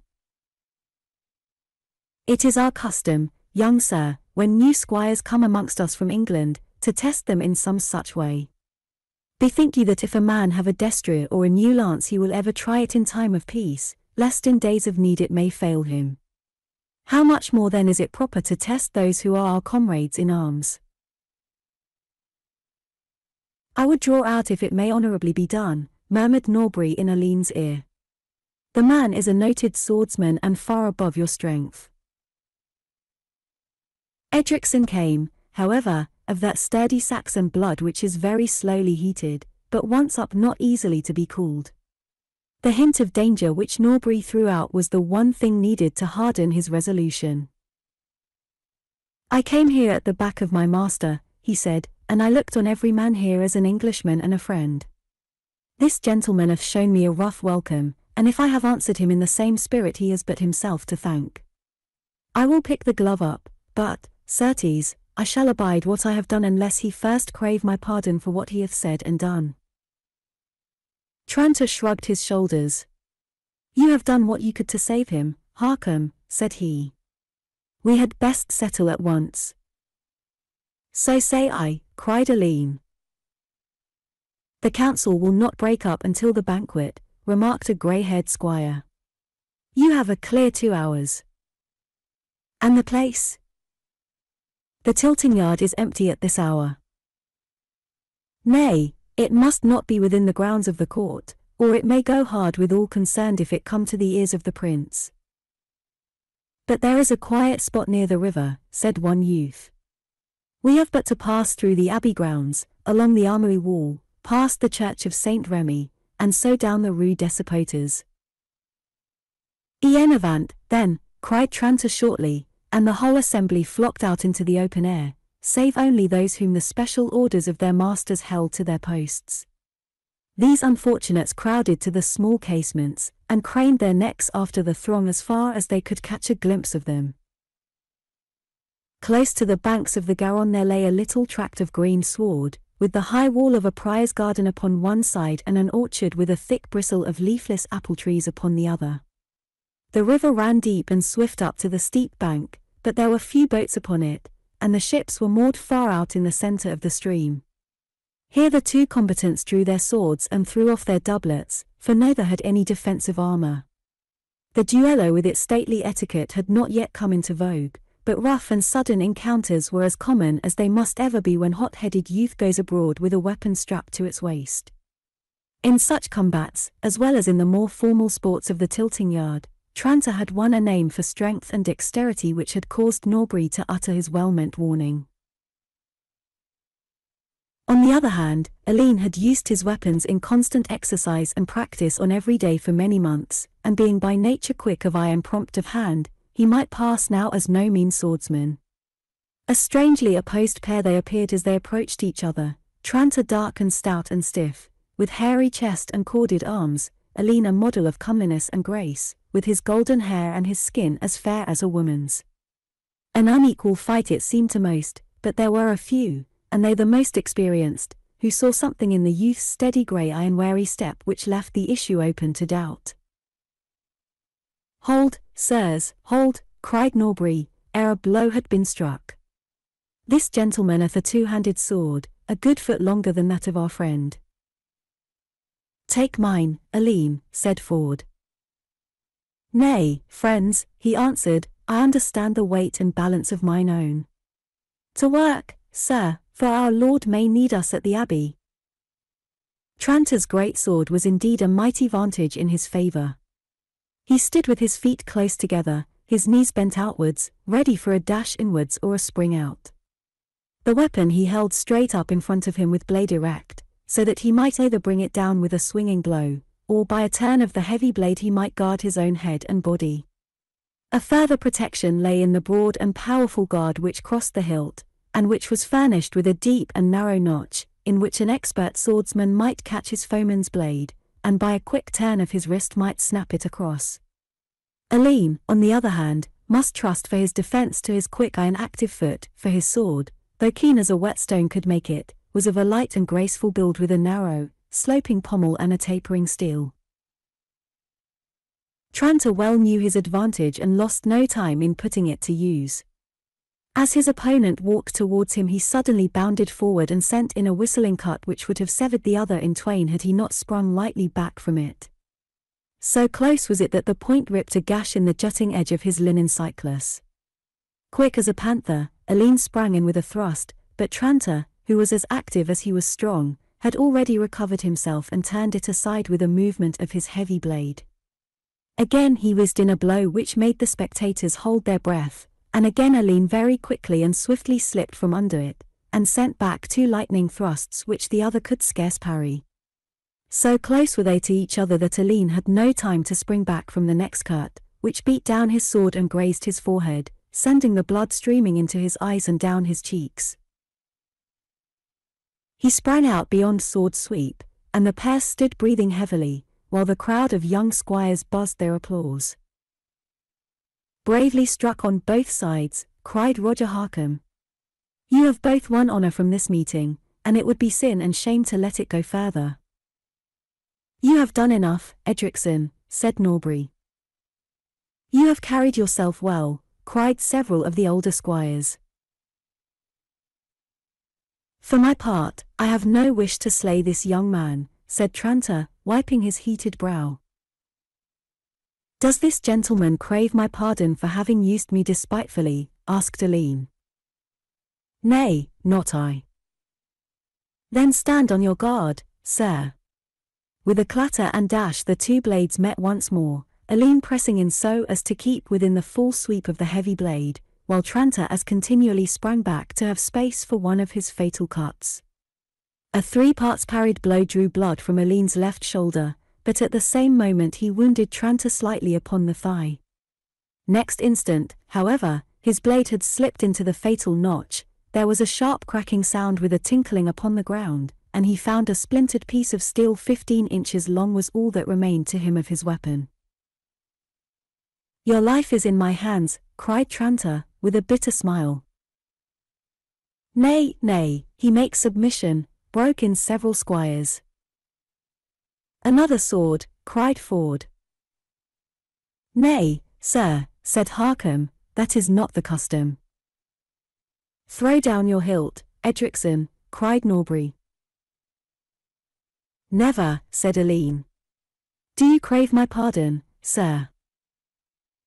"You are mad to ask it." "Then on guard again," cried the young squire, and sprang in with a fire and a fury which more than made up for the shortness of his weapon. It had not escaped him that his opponent was breathing in short, hoarse gasps like a man who is dizzy with fatigue. Now was the time for the purer living and the more agile limb to show their value. Back and back gave Tranter, ever seeking time for a last cut. On and on came Alleyne, his jagged point now at his foeman's face, now at his throat, now at his chest, still stabbing and thrusting to pass the line of steel which covered him. Yet his experienced foeman knew well that such efforts could not be long sustained. Let him relax for one instant, and his death blow had come. Relax he must. Flesh and blood could not stand the strain. Already the thrusts were less fierce, the foot less ready, although there was no abatement of the spirit in the steady grey eyes. Tranter, cunning and wary from years of fighting, knew that his chance had come. He brushed aside the frail weapon which was opposed to him, whirled up his great blade, sprang back to get the fairer sweep and vanished into the waters of the Gironde. So intent had the squires, both combatants and spectators, been on the matter in hand, that all thought of the steep bank and swift still stream had gone from their minds. It was not until Tranter, giving back before the others' fiery rush, was upon the very brink, that a general cry warned him of his danger. That last spring, which he hoped would have brought the fight to a bloody end, carried him clear of the edge, and he found himself in an instant 8 feet deep in the ice-cold stream. Once and twice his gasping face and clutching fingers broke up through the still green water, sweeping outwards in the swirl of the current. In vain were sword sheaths, apple branches, and belts linked together thrown out to him by his companions. Alleyne had dropped his shattered sword and was standing, trembling in every limb, with his rage all changed in an instant to pity. For the third time the drowning man came to the surface, his hands full of green slimy water plants, his eyes turned in despair to the shore. Their glance fell upon Alleyne, and he could not withstand the mute appeal which he read in them. In an instant he, too, was in the Gironde, striking out with powerful strokes for his late foeman. Yet the current was swift and strong, and, good swimmer as he was, it was no easy task which Alleyne had set himself. To clutch at Tranter and to seize him by the hair was the work of a few seconds, but to hold his head above water and to make their way out of the current was another matter. For 100 strokes he did not seem to gain an inch. Then at last, amid a shout of joy and praise from the bank, they slowly drew clear into more stagnant water, at the instant that a rope, made of a dozen sword belts linked together by the buckles, was thrown by Ford into their very hands. 3 pulls from eager arms, and the 2 combatants, dripping and pale, were dragged up the bank, and lay panting upon the grass. John Tranter was the first to come to himself, for although he had been longer in the water, he had done nothing during that fierce battle with the current. He staggered to his feet and looked down upon his rescuer, who had raised himself upon his elbow, and was smiling faintly at the buzz of congratulation and of praise which broke from the squires around him. "I am much beholden to you, sir," said Tranter, though in no very friendly voice.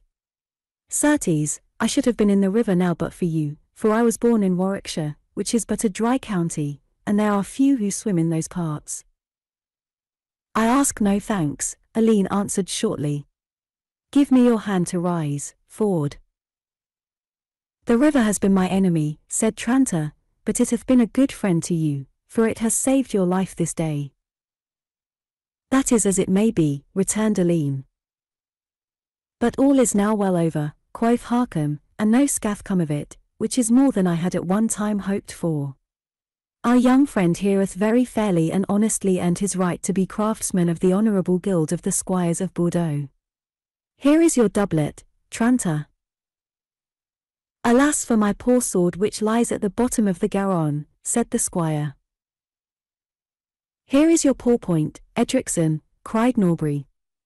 Throw it over your shoulders, that you may have at least one dry garment.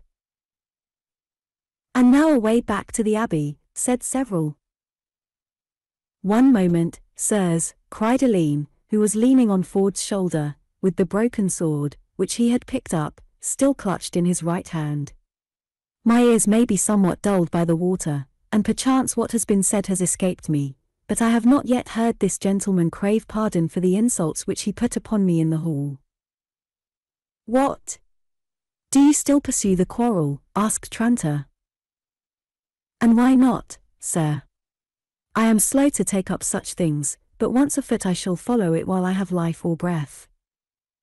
Ma foi. You have not too much of either, for you are as white as marble, said Harkham bluntly. Take my reed, sir, and let it drop, for you have come very well out from it. Nay, said Alleyne, this quarrel is none of my making, but, now that I am here, I swear to you that I shall never leave this spot until I have that which I have come for, so ask my pardon, sir, or choose another glaive and to it again. The young squire was deadly white from his exertions, both on the land and in the water. Soaking and stained, with a smear of blood on his white shoulder and another on his brow, there was still in his whole pose and set of face the trace of an inflexible resolution. His opponent's duller and more material mind quailed before the fire and intensity of a higher spiritual nature. I had not thought that you had taken it so amiss, said he awkwardly. It was but such a jest as we play upon each other, and, if you must have it so, I am sorry for it. Then I am sorry too, quoth Alleyne warmly, and here is my hand upon it. And the nun-meat horn has blown 3 times, quoth Harkham, as they all streamed in chattering groups from the ground. I know not what the prince's maître de cuisine will say or think. By my troth! Master Ford, your friend here is in need of a cup of wine, for he hath drunk deeply of Gironde water. I had not thought from his fair face that he had stood to this matter so shrewdly. Faith, said Ford, this air of Bordeaux hath turned our turtle dove into a gamecock. A milder or more courteous youth never came out of Hampshire. His master also, as I understand, is a very mild and courteous gentleman, remarked Harkham, yet I do not think that they are either of them men with whom it is very safe to trifle. Chapter 21. How Agostino Pisano risked his head. Even the squire's table at the Abbey of St. Andrew's at Bordeaux was on a very sumptuous scale while the prince held his court there. Here first, after the meagre fare of Beaulieu and the stinted board of the Lady Loring, Alleyne learned the lengths to which luxury and refinement might be pushed. Roasted peacocks, with the feathers all carefully replaced, so that the bird lay upon the dish even as it had strutted in life, boars' heads with the tusks gilded and the mouth lined with silver foil, jellies in the shape of the 12 apostles, and a great pasty which formed an exact model of the king's new castle at Windsor. These were a few of the strange dishes which faced him. An archer had brought him a change of clothes from the cog, and he had already, with the elasticity of youth, shaken off the troubles and fatigues of the morning. A page from the inner banqueting hall had come with word that their master intended to drink wine at the lodgings of the Lord Chandos that night, and that he desired his squires to sleep at the Hotel of the Half Moon on the Rue des Sapoteurs. Thither then they both set out in the twilight after the long course of juggling tricks and glee singing with which the principal meal was concluded. A thin rain was falling as the 2 youths, with their cloaks over their heads, made their way on foot through the streets of the old town, leaving their horses in the royal stables. An occasional oil lamp at the corner of a street, or in the portico of some wealthy burgher, threw a faint glimmer over the shining cobblestones, and the varied motley crowd who, in spite of the weather, ebbed and flowed along every highway. In those scattered circles of dim radiance might be seen the whole busy panorama of life in a wealthy and martial city. Here passed the round-faced burgher, swollen with prosperity, his sweeping dark-clothed gabardine, flat velvet cap, broad leather belt and dangling pouch all speaking of comfort and of wealth. Behind him his serving wench, her blue wimple over her head, and one hand thrust forth to bear the lantern which threw a golden bar of light along her master's path. Behind them a group of swaggering, half-drunken Yorkshire dalesmen, speaking a dialect which their own Southland countrymen could scarce comprehend, their jerkins marked with the pelican, which showed that they had come over in the train of the North Country Stapletons. The burgher glanced back at their fierce faces and quickened his step, while the girl pulled her wimple close around her, for there was a meaning in their wild eyes, as they stared at the purse and the maiden, which men of all tongues could understand. Then came archers of the guard, shrill-voiced women of the camp, English pages with their fair skins and blue wondering eyes, dark-robed friars, lounging men-at-arms, swarthy loud-tongued Gascon serving men, seamen from the river, rude peasants of the Medoc, and becloaked and befeathered squires of the court, all jostling and pushing in an ever-changing, many-coloured stream, while English, French, Welsh, Basque, and the varied dialects of Gascony and Guienne filled the air with their babel. From time to time the throng would be burst asunder and a lady's horse-litter would trot past towards the Abbey, or there would come a knot of torch-bearing archers walking in front of Gascon baron or English knight, as he sought his lodgings after the palace revels. Clatter of hoofs, clinking of weapons, shouts from the drunken brawlers, and high laughter of women, they all rose up, like the mist from a marsh, out of the crowded streets of the dim-lit city. One couple out of the moving throng especially engaged the attention of the two young squires, the more so as they were going in their own direction and immediately in front of them. They consisted of a man and a girl, the former very tall with rounded shoulders, a limp of 1 foot, and a large flat object covered with dark cloth under his arm. His companion was young and straight, with a quick, elastic step and graceful bearing, though so swathed in a black mantle that little could be seen of her face save a flash of dark eyes and a curve of raven hair. The tall man leaned heavily upon her to take the weight off his tender foot, while he held his burden betwixt himself and the wall, cuddling it jealously to his side, and thrusting forward his young companion to act as a buttress whenever the pressure of the crowd threatened to bear him away. The evident anxiety of the man, the appearance of his attendant, and the joint care with which they defended their concealed possession, excited the interest of the two young Englishmen who walked within hand-touch of them. "Courage, child," they heard the tall man exclaim in strange hybrid French. "If we can win another 60 paces we are safe." "Hold it safe, father," the other answered, in the same soft, mincing dialect. "We have no cause for fear." "Verily, they are heathens and barbarians," cried the man, "mad, howling, drunken barbarians. 40 more paces, Tita Mia, and I swear to the holy Eloe, patron of all learned craftsmen, that I will never set foot over my door again until the whole swarm are safely hived in their camp of Dax, or wherever else they curse with their presence. 20 more paces, my treasure. Ah, my God! How they push and brawl! Get in their way, Tita Mia. Put your little elbow bravely out. Set your shoulders squarely against them, girl. Why should you give way to these mad islanders? Ah, cospetto. We are ruined and destroyed." The crowd had thickened in front, so that the lame man and the girl had come to a stand. Several half-drunken English archers, attracted, as the squires had been, by their singular appearance, were facing towards them, and peering at them through the dim light. "By the 3 kings," cried one, "here is an old doted shrew to have so goodly a crutch. Use the leg that God hath given you, man, and do not bear so heavily upon the wench." "20 devils fly away with him," shouted another. "What, how, man? Are brave archers to go maidless while an old man uses one as a walking staff?" "Come with me, my honeybird," cried a third, plucking at the girl's mantle. "Nay, with me, my heart's desire," said the first. "By St. George! Our life is short, and we should be merry while we may. May I never see Chester Bridge again, if she is not a right winsome lass. What if the old toad under his arm, cried one of the others. He hugs it to him as the devil hugged the pardoner. Let us see, old bag of bones, let us see what it is that you have under your arm. They crowded in upon him, while he, ignorant of their language, could but clutch the girl with one hand and the parcel with the other, looking wildly about in search of help. Nay, lads, nay, cried Ford, pushing back the nearest archer. This is but scurvy conduct. Keep your hands off, or it will be the worse for you. Keep your tongue still, or it will be the worse for you, shouted the most drunken of the archers.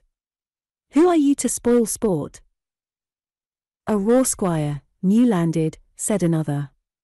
By St. Thomas of Kent. We are at the beck of our master, but we are not to be ordered by every babe whose mother hath sent him as far as Aquitaine.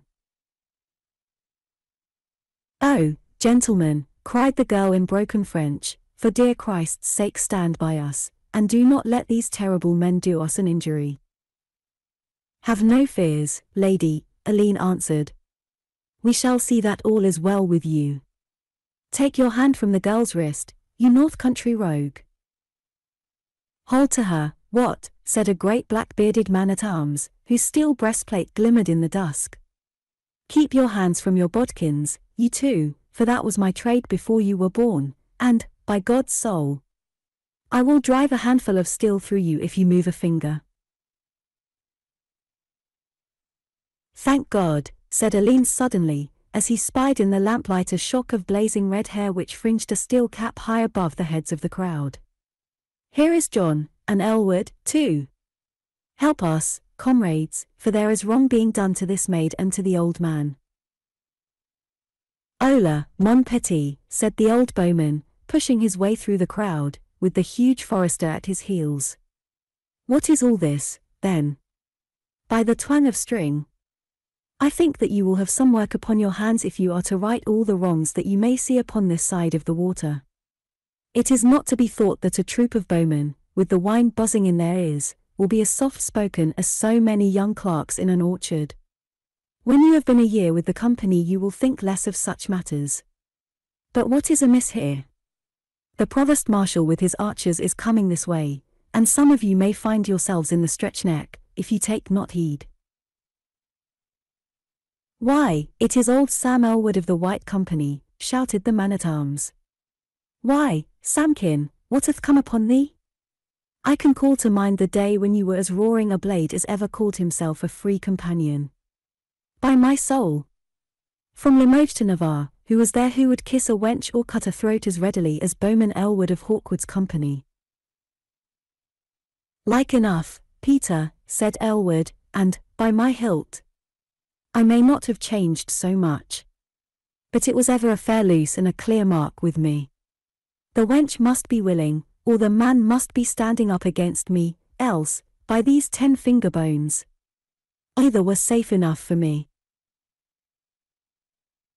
A glance at Elwood's resolute face, and at the huge shoulders of Hordle John, had convinced the archers that there was little to be got by violence. The girl and the old man began to shuffle on in the crowd without their tormentors venturing to stop them. Ford and Alleyne followed slowly behind them, but Elwood caught the latter by the shoulder. By my hilt! Camarade, said he, I hear that you have done great things at the Abbey today, but I pray you to have a care, for it was I who brought you into the company, and it would be a black day for me if aught were to befall you. Nay, Elwood, I will have a care. Thrust not forward into danger too much, mon petit. In a little time your wrist will be stronger and your cut more shrewd. There will be some of us at the Rose de Guienne tonight, which is 2 doors from the Hotel of the Half Moon, so if you would drain a cup with a few simple archers you will be right welcome.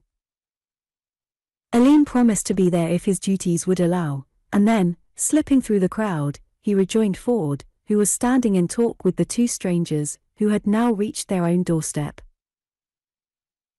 Brave young senior, cried the tall man, throwing his arms round Alleyne, how can we thank you enough for taking our parts against those horrible drunken barbarians? What should we have done without you? My Tita would have been dragged away, and my head would have been shivered into 1,000 fragments. Nay, I scarce think that they would have mishandled you so, said Alleyne in surprise. Ho, ho, cried he with a high crowing laugh, it is not the head upon my shoulders that I think of.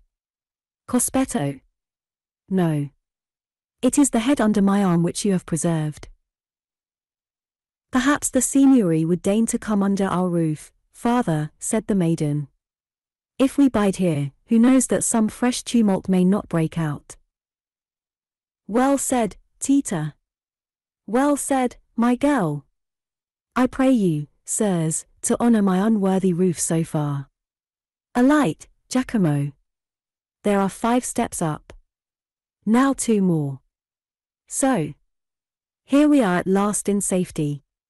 Corpo di Bacco. I would not have given 10 maravedi for my head when those children of the devil were pushing us against the wall. Tita mia, you have been a brave girl, and it was better that you should be pulled and pushed than that my head should be broken. Yes indeed, father, said she earnestly.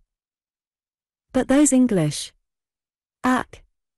Take a Goth, a Hun, and a Vandal, mix them together and add a Barbary rover, then take this creature and make him drunk and you have an Englishman. My God! Were ever such people upon earth? What place is free from them? I hear that they swarm in Italy even as they swarm here. Everywhere you will find them, except in heaven. Dear father, cried Tita, still supporting the angry old man, as he limped up the curved oaken stair. You must not forget that these good signori who have preserved us are also English. Ah, yes. My pardon, sirs. Come into my rooms here. There are some who might find some pleasure in these paintings, but I learn the art of war is the only art which is held in honor in your island. The low-roofed, oak-panelled room into which he conducted them was brilliantly lit by 4-scented oil lamps. Against the walls, upon the table, on the floor, and in every part of the chamber were great sheets of glass painted in the most brilliant colors. Ford and Edrickson gazed around them in amazement, for never had they seen such magnificent works of art. You like them then, the lame artist cried, in answer to the look of pleasure and of surprise in their faces. There are then some of you who have a taste for such trifling. I could not have believed it, exclaimed Alleyne. What color?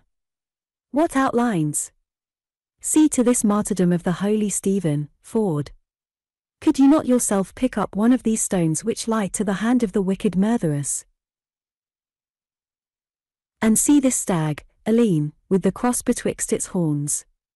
By my faith! I have never seen a better one at the forest of Bear. And the green of this grass, how bright and clear! Why, all the painting that I have seen is but child's play beside this. This worthy gentleman must be one of those great painters of whom I have oft heard Brother Bartholomew speak in the old days at Beaulieu. The dark, mobile face of the artist shone with pleasure at the unaffected delight of the 2 young Englishmen. His daughter had thrown off her mantle and disclosed a face of the finest and most delicate Italian beauty, which soon drew Ford's eyes from the pictures in front of him. Alleyne, however, continued with little cries of admiration and of wonderment to turn from the walls to the table and yet again to the walls. What think you of this, young sir? Asked the painter, tearing off the cloth which concealed the flat object which he had borne beneath his arm. It was a leaf-shaped sheet of glass bearing upon it a face with a halo round it, so delicately outlined, and of so perfect a tint, that it might have been indeed a human face which gazed with sad and thoughtful eyes upon the young squire. He clapped his hands, with that thrill of joy which true art will ever give to a true artist. It is great, he cried. It is wonderful. But I marvel, sir, that you should have risked a work of such beauty and value by bearing it at night through so unruly a crowd. I have indeed been rash, said the artist.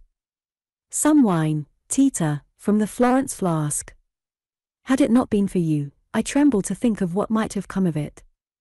See to the skin tint, it is not to be replaced, for paint as you will, it is not once in 100 times that it is not either burned too brown in the furnace or else the color will not hold, and you get but a sickly white. There you can see the very veins and the throb of the blood. Yes, diavolo. If it had broken, my heart would have broken too.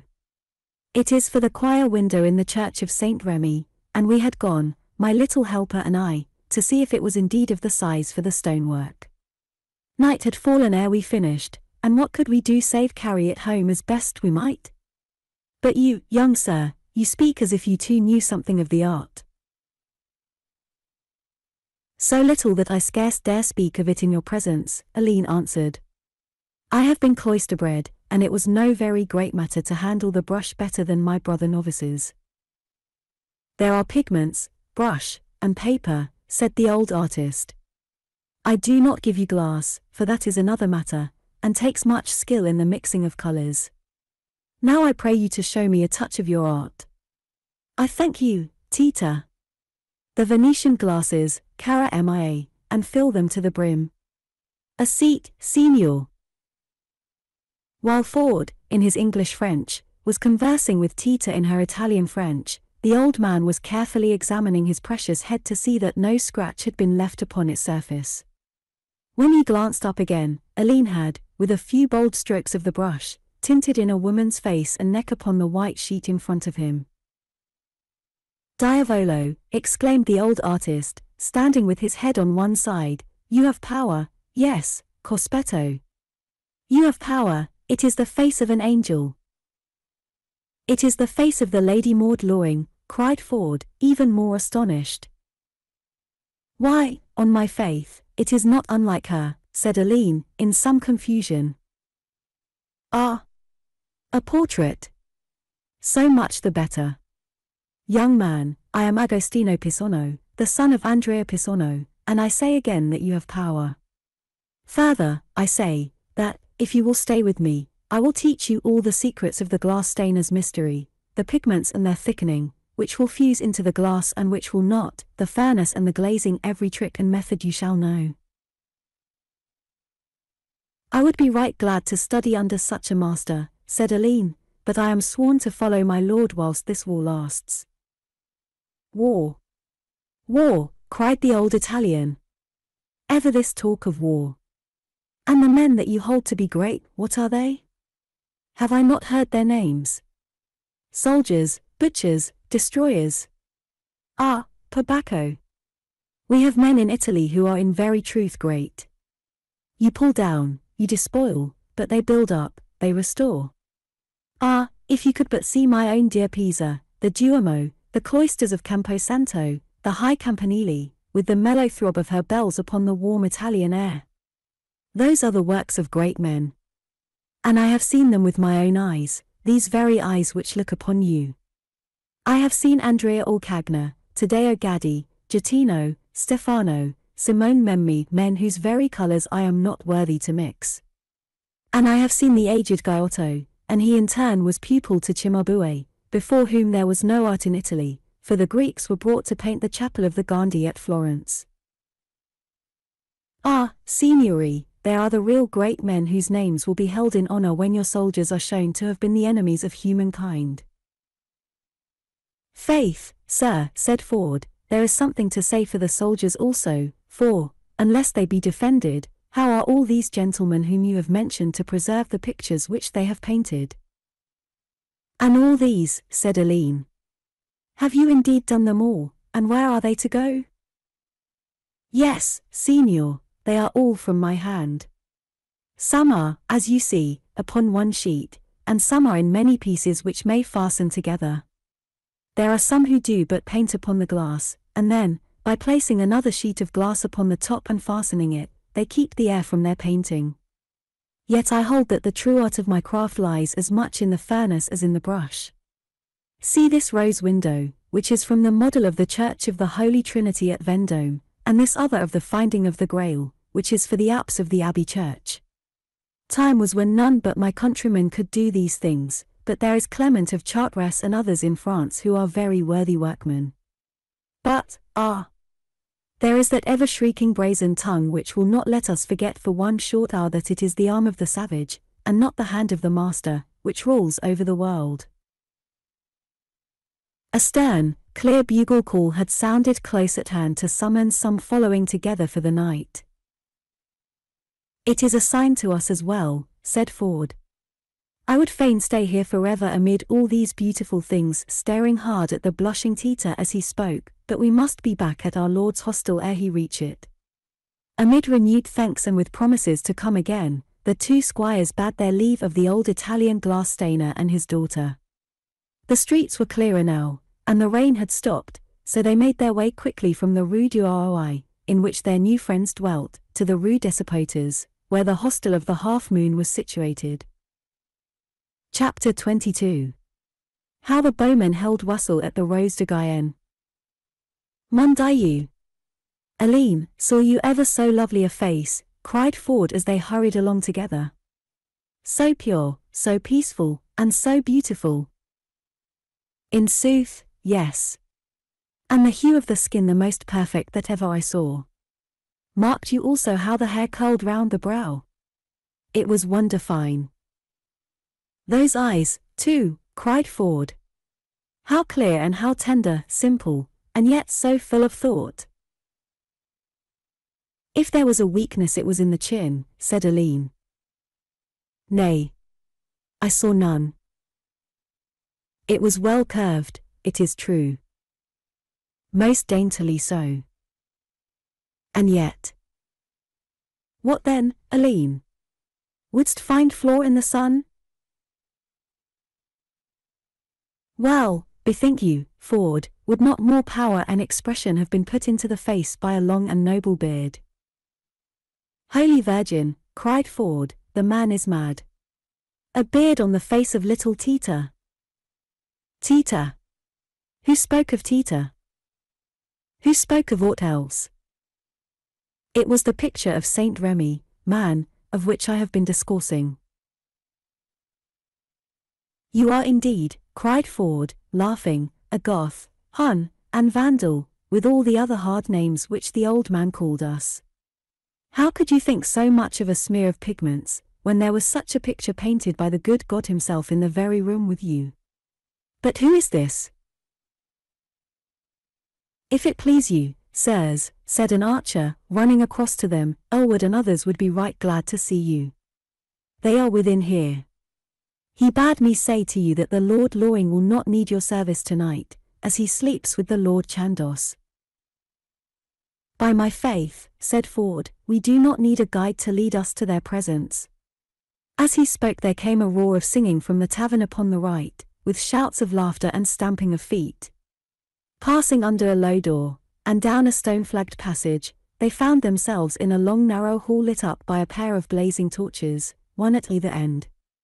Trusses of straw had been thrown down along the walls, and reclining on them were some 20 or 30 archers, all of the company, their steel caps and jacks thrown off, their tunics open and their great limbs sprawling upon the clay floor. At every man's elbow stood his leathern blackjack of beer, while at the further end a hogshead with its end knocked in promised an abundant supply for the future. Behind the hogshead, on a half-circle of kegs, boxes, and rude settles, sat Elwood, John, Black Simon and 3 or 4 other leading men of the archers, together with Goodwin Hawtayne, the master shipman, who had left his yellow cog in the river to have a last rouse with his friends of the company. Ford and Alleyne took their seats between Elwood and Black Simon, without their entrance checking in any degree the hubbub which was going on. "Ale, Miss Camarades," cried the bowman, "or shall it be wine?" "Nay, but ye must have the one or the other.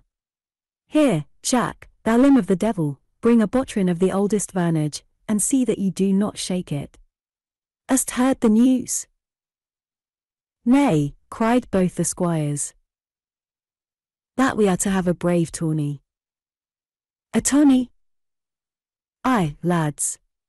For the Captal du Botch hath sworn that he will find 5 knights from this side of the water who will ride over any 5 Englishmen who ever threw leg over saddle, and Chandos hath taken up the challenge, and the prince hath promised a golden vase for the man who carries himself best, and all the court is in a buzz over it."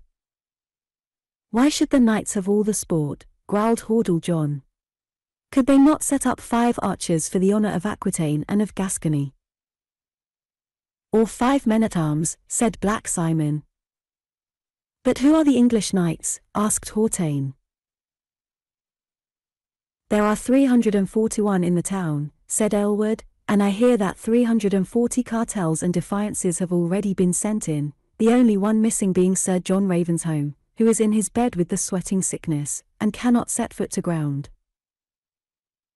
I have heard of it from one of the archers of the guard, cried a bowman from among the straw. I hear that the prince wished to break a lance, but that Chandos would not hear of it, for the game is likely to be a rough one. Then there is Chandos. Nay, the prince would not permit it. He is to be marshal of the lists, with Sir William Felton and the Duc d'Armagnac. The English will be the Lord Audley, Sir Thomas Percy, Sir Thomas Wake, Sir William Beauchamp, and our own very good lord and leader. Hurrah for him, and God be with him, cried several. It is honour to draw string in his service. So you may well say, said Aylward. By my 10 finger bones. If you march behind the pennon of the 5 roses you are like to see all that a good bowman would wish to see. Ha! Yes, Miss Garcons, you laugh, but, by my hilt. You may not laugh when you find yourselves where he will take you, for you can never tell what strange vow he may not have sworn to. I see that he has a patch over his eye, even as he had at Poictiers. There will come bloodshed of that patch, or I am the more mistaken. How chanced it at Poictiers, good Master Aylward? Asked one of the young archers, leaning upon his elbows, with his eyes fixed respectfully upon the old bowman's rugged face. Aye, Aylward, tell us of it, cried Hordle John. Here is to old Samkin Aylward, shouted several at the further end of the room, waving their blackjacks in the air. Ask him, said Aylward modestly, nodding towards Black Simon. He saw more than I did. And yet, by the holy nails, there was not very much that I did not see either. Ah, yes, said Simon, shaking his head, it was a great day. I never hoped to see such another. There were some fine archers who drew their last shaft that day. We shall never see better men, Aylward. By my hilt. No. There was little Robbie with staff, and Andrew Salblaster, and what Alspay, who broke the neck of the German. Mundieu! What men they were! Take them how you would, at long butts or short, hoyles, rounds, or rovers, better bowmen never twirled a shaft over their thumbnails. But the fight, Aylward, the fight, cried several impatiently. Let me fill my jack first, boys, for it is a thirsty tale. It was at the first fall of the leaf that the prince set forth, and he passed through Auvergne, and Berry, and Anjou, and Touraine. In Auvergne the maids are kind, but the wines are sour. In Berry it is the women that are sour, but the wines are rich. Anjou, however, is a very good land for bowmen, for wine and women are all that heart could wish. In Touraine I got nothing save a broken pate, but at Vierzon I had a great good fortune, for I had a golden pyx from the minster, for which I afterwards got 9 Genoinians from the goldsmith in the Rue Morne Olive. From thence we went to Bourges, where I had a tunic of flame-coloured silk and a very fine pair of shoes with tassels of silk and drops of silver. From a stall, Aylward, asked one of the young archers. Nay, from a man's feet, lad. I had reason to think that he might not need them again, seeing that a 30-inch shaft had feathered in his back. And what then, Aylward? On we went, some 6,000 of us, until we came to Issoudun, and there again a very great thing befell. A battle, Aylward. Nay, nay, a greater thing than that. There is little to be gained out of a battle, unless one have the fortune to win a ransom. At Issoudun I and 3 Welshmen came upon a house which all others had passed, and we had the profit of it to ourselves. For myself, I had a fine featherbed, a thing which you will not see in a long day's journey in England. You have seen it, Alleyne, and you, John. You will bear me out that it is a noble bed. We put it on a sutler's mule, and bore it after the army. It was on my mind that I would lay it by until I came to start house of mine own, and I have it now in a very safe place near Lyndhurst. And what then, Master Bowmen? Asked Hautaine. By street Christopher. It is indeed a fair and goodly life which you have chosen, for you gather up the spoil as a war-sash man gathers lobsters, without grace or favour from any man. You are right, Master Shipman, said another of the older archers.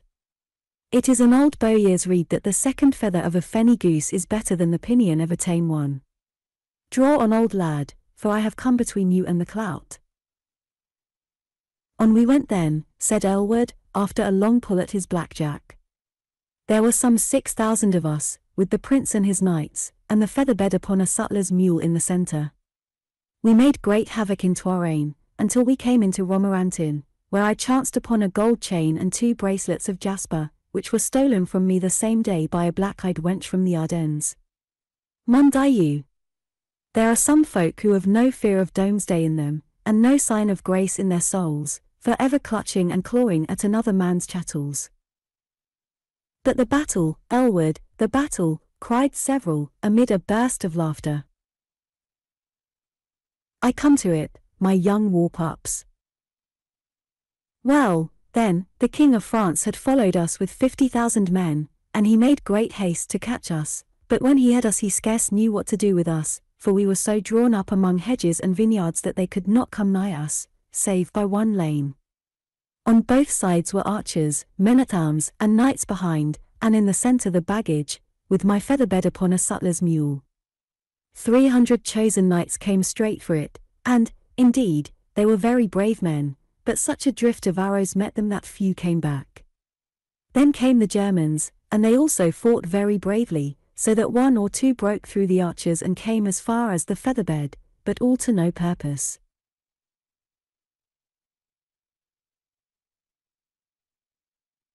Then out rides our own little hothead with the patch over his eye, and my Lord Audley with his 4 Cheshire squires, and a few others of like kidney, and after them went the prince and Chandos, and then the whole throng of us, with axe and sword, for we had shot away our arrows.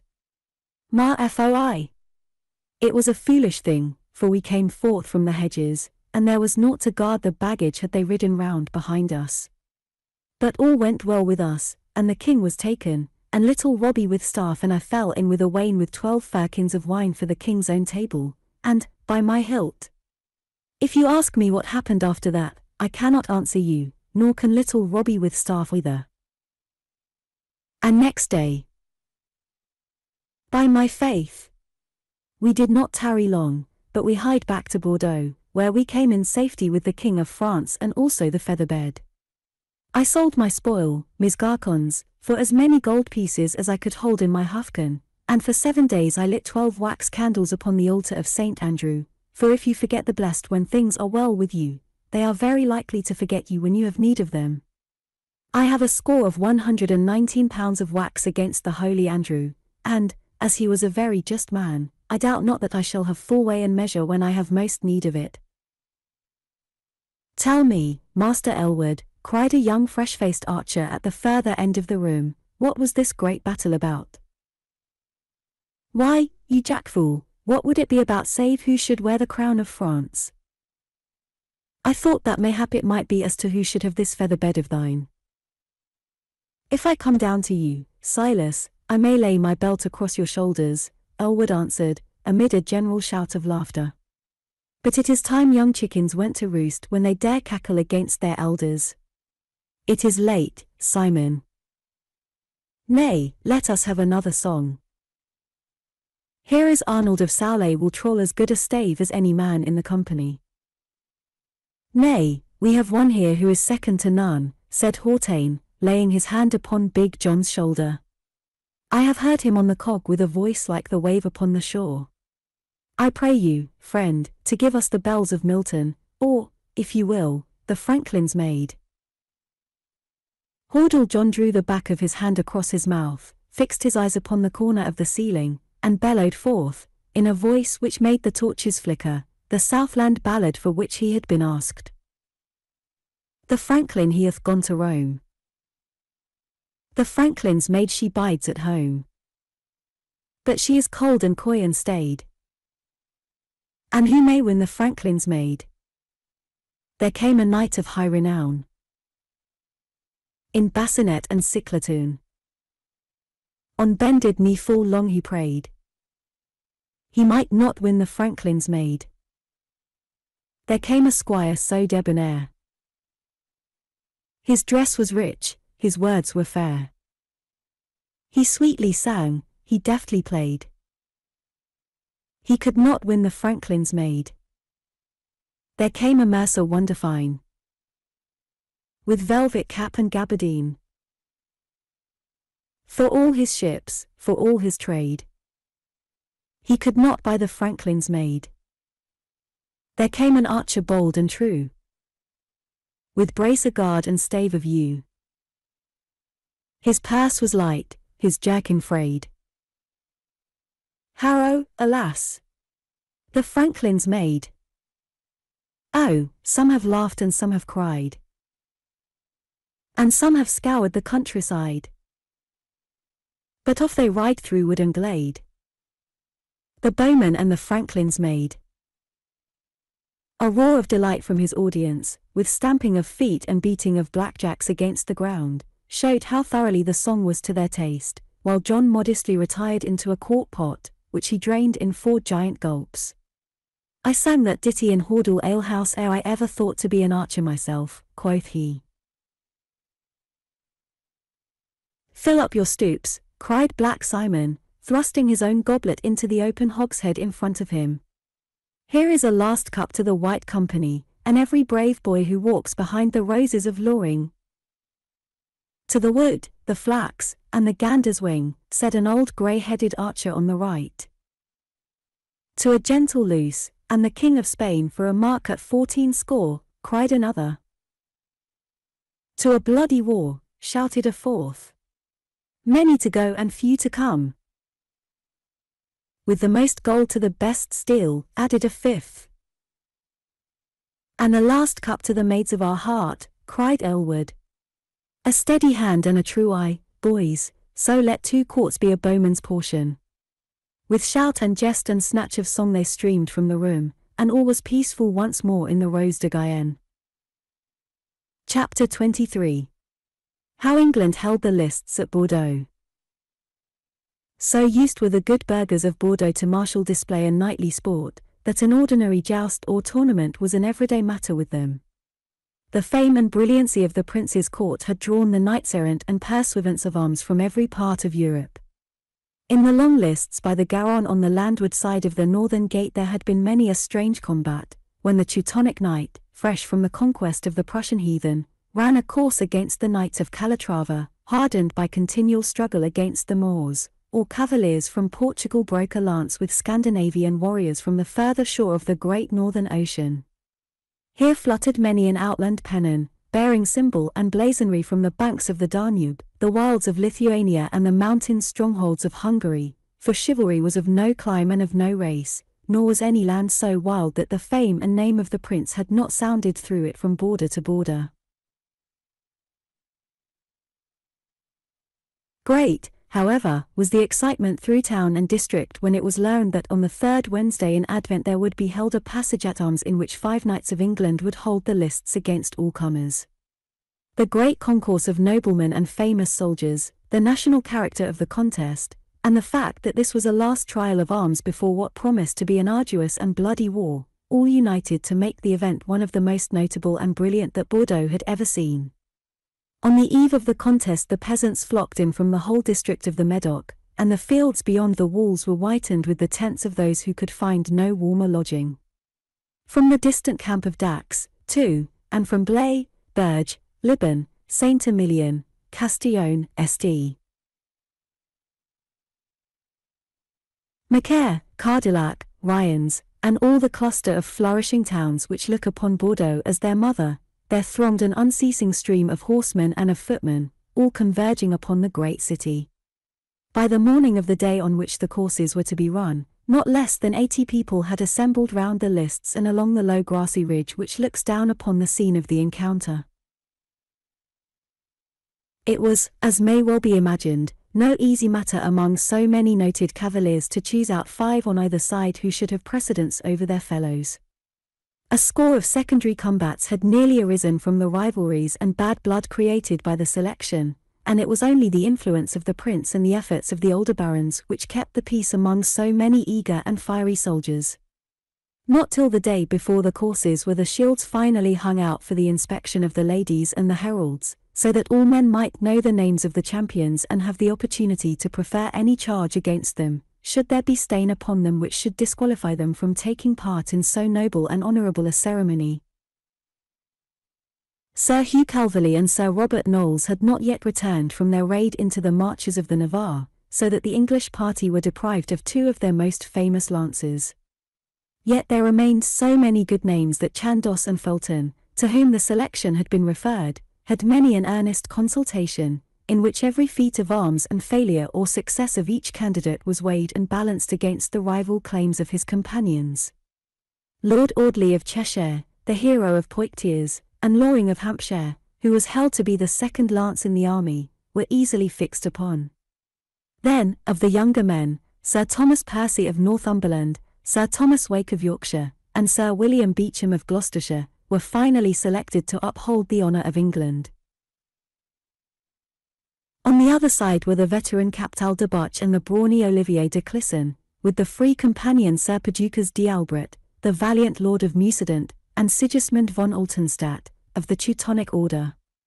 The older soldiers among the English shook their heads as they looked upon the escutcheons of these famous warriors, for they were all men who had spent their lives upon the saddle, and bravery and strength can avail little against experience and wisdom of war.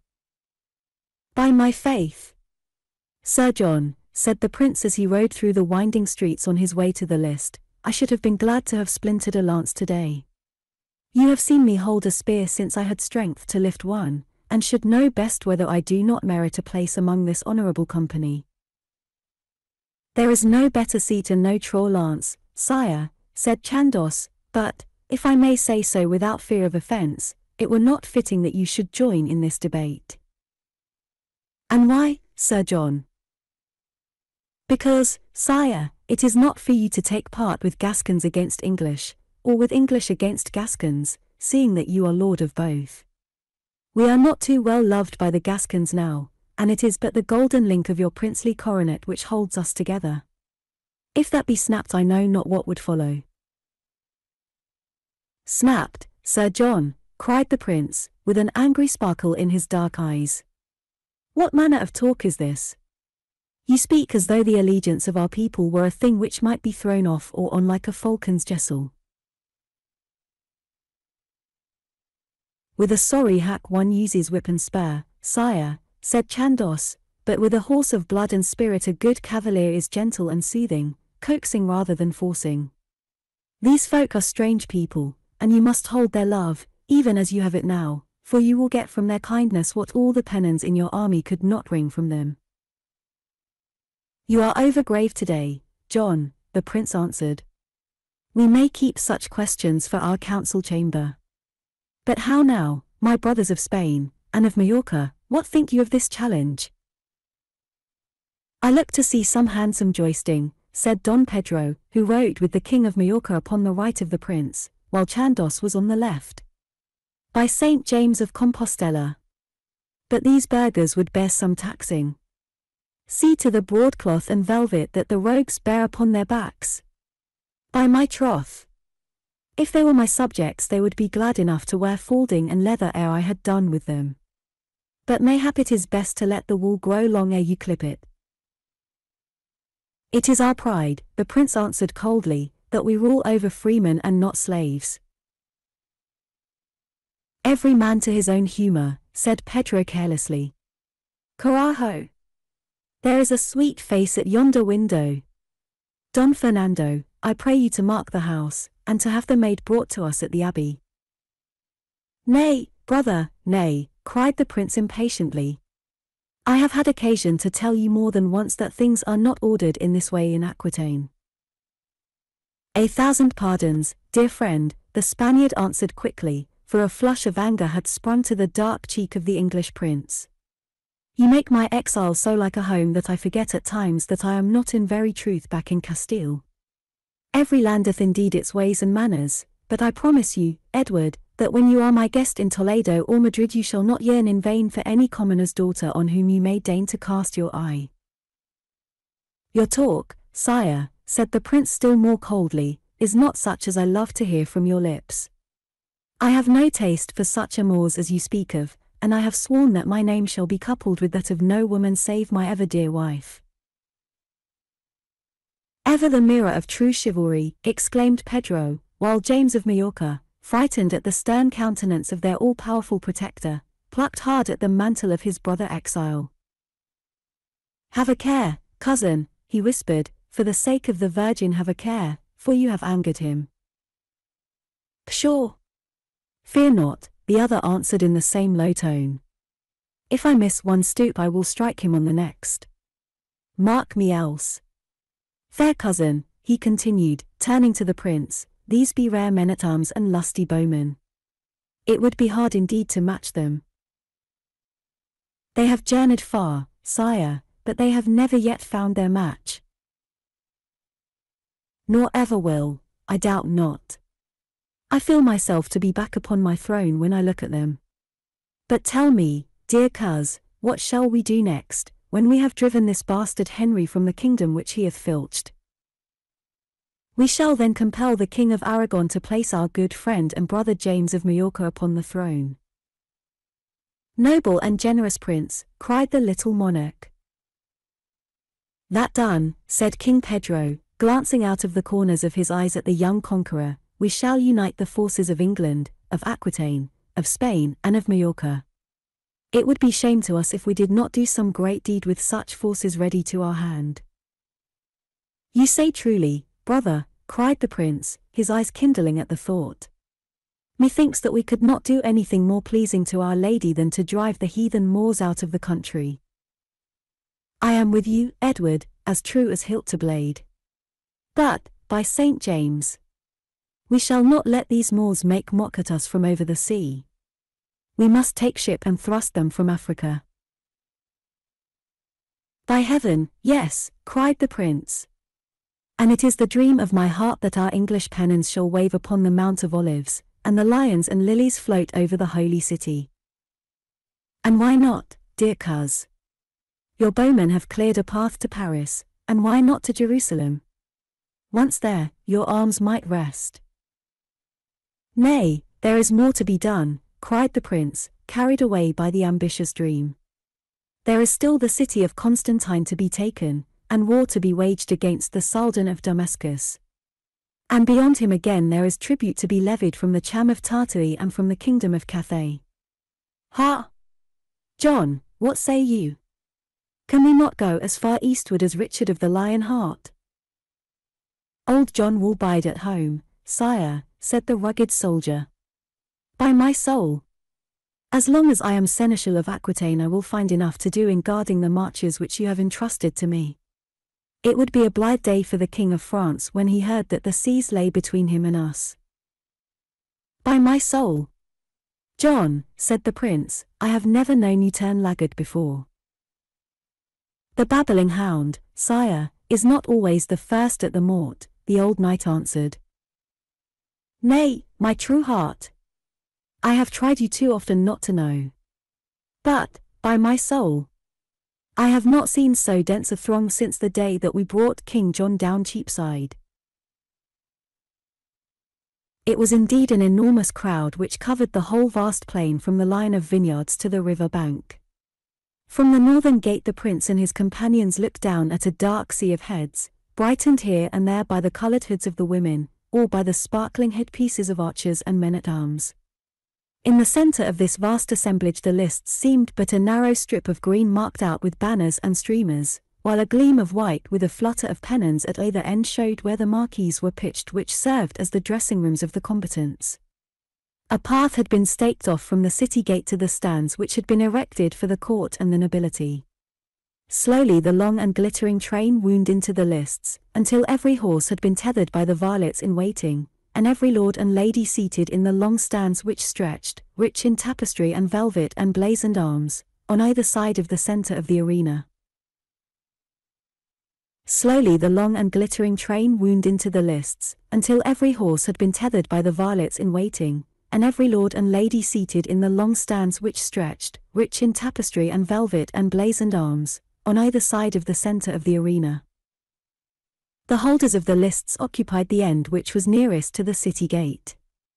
There, in front of their respective pavilions, flew the martlets of Audley, the roses of Loring, the scarlet bars of Wake, the lion of the Percies and the silver wings of the Beauchamps, each supported by a squire clad in hanging green stuff to represent so many tritons, and bearing a huge conch shell in their left hands.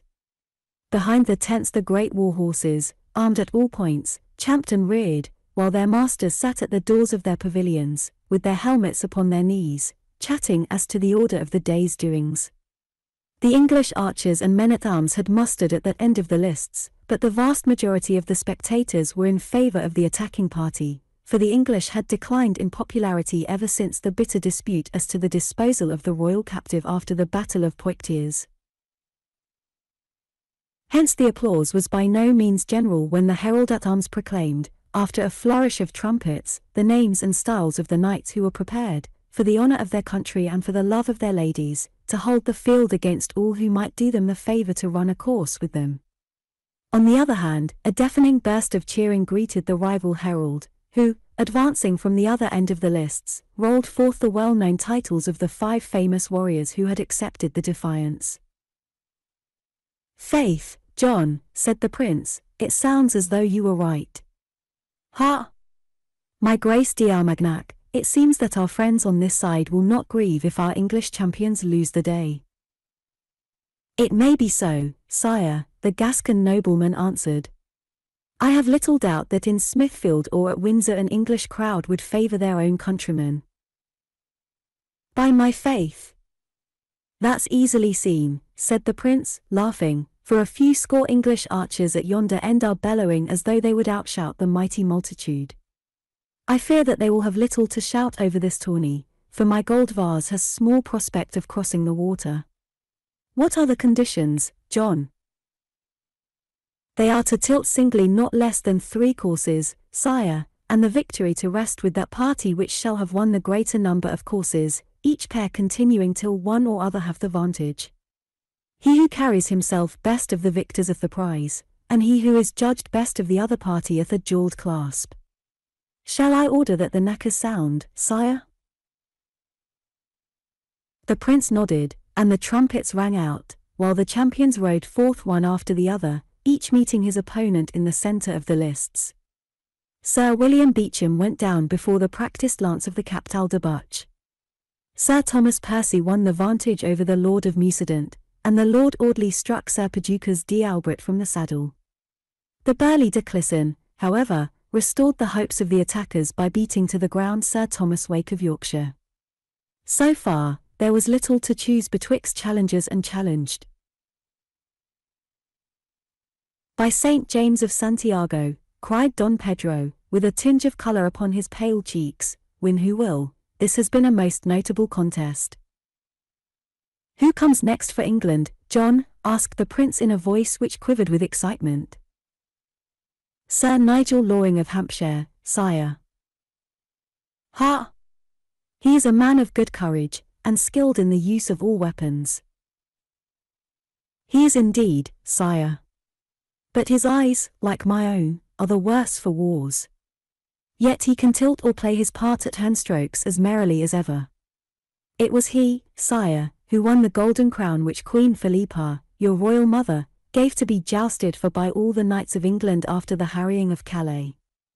I have heard that at Twynham Castle there is a buffet which groans beneath the weight of his prizes." "I pray that my vase may join them," said the prince. "But here is the Cavalier of Germany, and by my soul, he looks like a man of great valour and hardiness. Let them run their full 3 courses, for the issue is over great to hang upon one." As the prince spoke, amid a loud flourish of trumpets and the shouting of the Gascon party, the last of the assailants rode gallantly into the lists.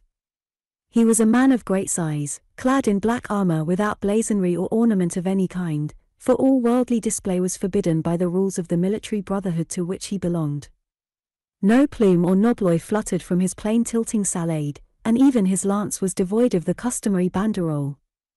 A white mantle fluttered behind him, upon the left side of which was marked the broad black cross picked out with silver which was the well-known badge of the Teutonic Order.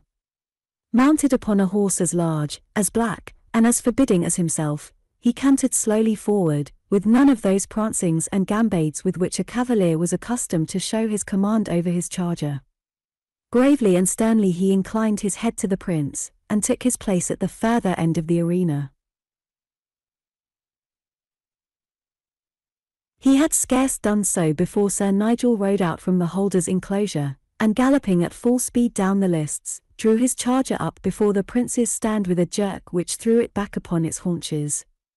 With white armor, blazoned shield, and plume of ostrich feathers from his helmet, he carried himself in so jaunty and joyous a fashion, with tossing pennon and curvetting charger, that a shout of applause ran the full circle of the arena. With the air of a man who hastes to a joyous festival, he waved his lance in salute, and reining the pawing horse round without permitting its 4 feet to touch the ground, he hastened back to his station. A great hush fell over the huge multitude as the two last champions faced each other. A double issue seemed to rest upon their contest, for their personal fame was at stake as well as their party's honor. Both were famous warriors, but as their exploits had been performed in widely sundered countries, they had never before been able to cross lances. A course between such men would have been enough in itself to cause the keenest interest, apart from its being the crisis which would decide who should be the victors of the day.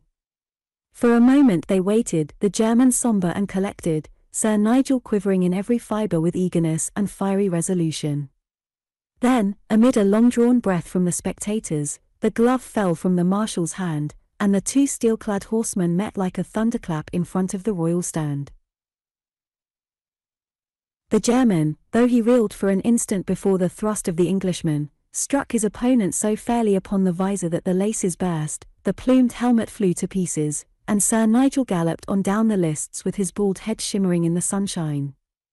1,000 waving scarves and tossing caps announced that the first bout had fallen to the popular party. The Hampshire knight was not a man to be disheartened by a reverse. He spurred back to the pavilion, and was out in a few instants with another helmet. The second course was so equal that the keenest judges could not discern any vantage.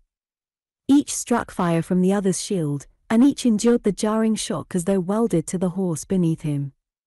In the final bout, however, Sir Nigel struck his opponent with so true an aim that the point of the lance caught between the bars of his visor and tore the front of his helmet out, while the German, aiming somewhat low, and half stunned by the shock, had the misfortune to strike his adversary upon the thigh, a breach of the rules of the tilting yard, by which he not only sacrificed his chances of success, but would also have forfeited his horse and his armor, had the English knight chosen to claim them. A roar of applause from the English soldiers, with an ominous silence from the vast crowd who pressed round the barriers, announced that the balance of victory lay with the holders. Already the 10 champions had assembled in front of the prince to receive his award, when a harsh bugle call from the further end of the lists drew all eyes to a new and unexpected arrival. Chapter 24. How a champion came forth from the east. The Bordeaux lists were, as has already been explained, situated upon the plain near the river upon those great occasions when the tilting ground in front of the Abbey of St. Andrew's was deemed to be too small to contain the crowd. On the eastern side of this plain the countryside sloped upwards, thick with vines in summer, but now ridged with the brown bare enclosures. Over the gently rising plain curved the white road which leads inland, usually flecked with travellers, but now with scarce a living form upon it, so completely had the lists drained all the district of its inhabitants. Strange it was to see such a vast concourse of people, and then to look upon that broad, white, empty highway which wound away, bleak and deserted, until it narrowed itself to a bare streak against the distant uplands. Shortly after the contest had begun, anyone looking from the lists along this road might have remarked, far away in the extreme distance, 2 brilliant and sparkling points which glittered and twinkled in the bright shimmer of the winter sun. Within an hour these had become clearer and nearer, until they might be seen to come from the reflection from the headpieces of 2 horsemen who were riding at the top of their speed in the direction of Bordeaux. Another half-hour had brought them so close that every point of their bearing and equipment could be discerned. The first was a knight in full armor, mounted upon a brown horse with a white blaze upon breast and forehead. He was a short man of great breadth of shoulder, with visor closed, and no blazonry upon his simple white surcoat or plain black shield.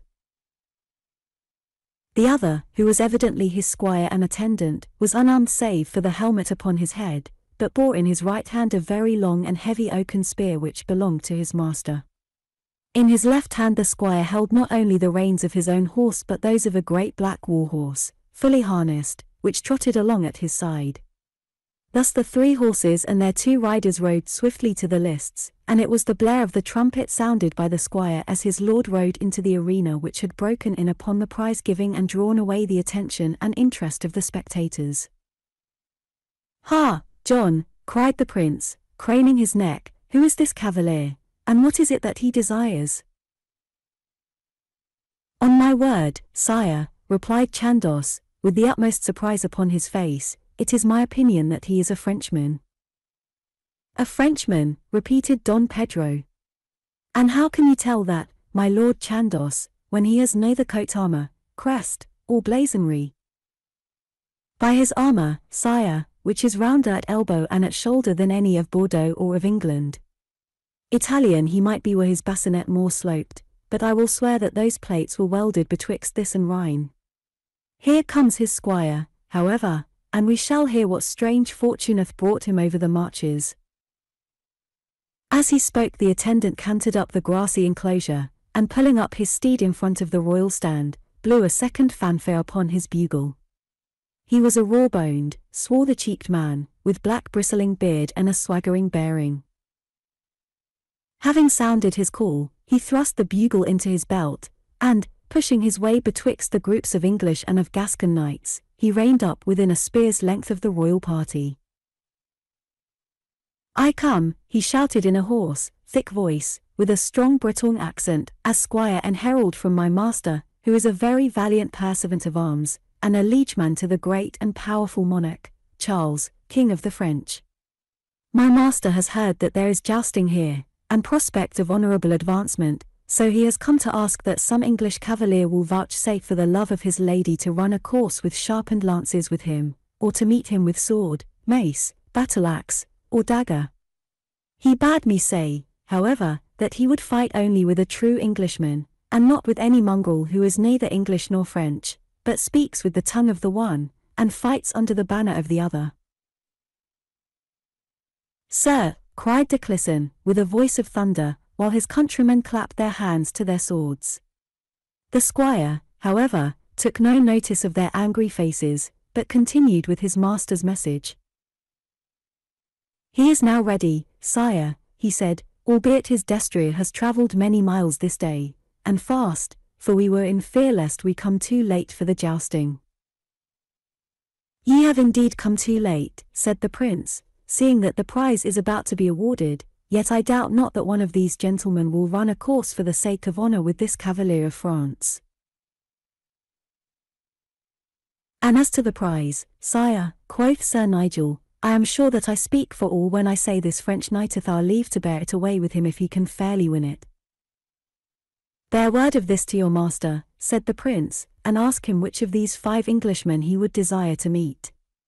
But stay, your master bears no coat armour, and we have not yet heard his name."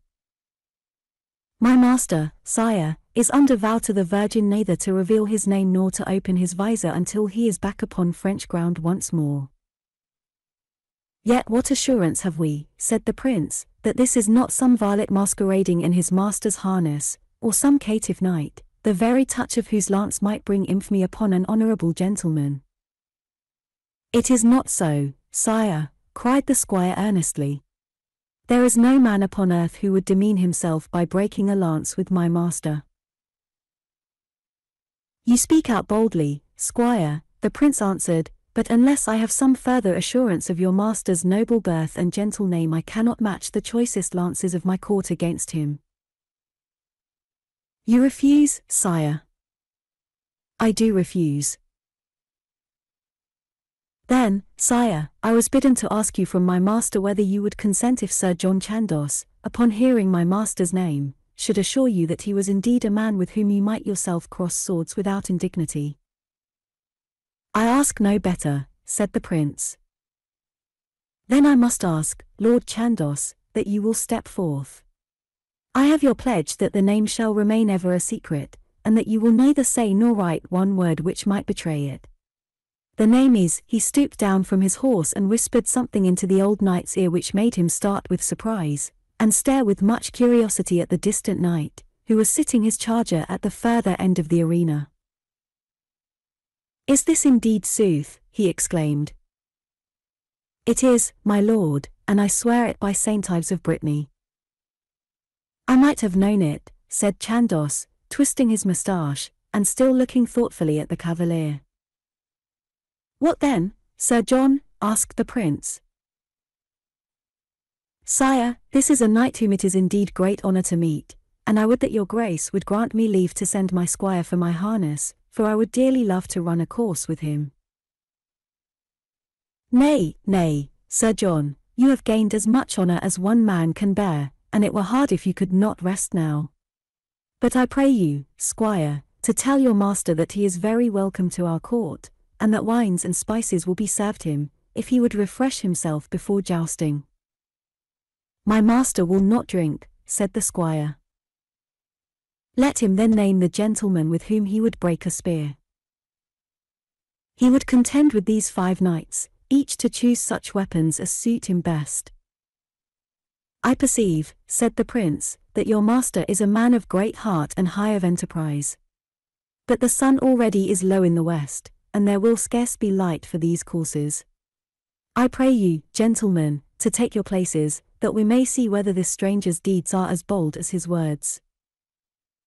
The unknown knight had sat like a statue of steel, looking neither to the right nor to the left during these preliminaries.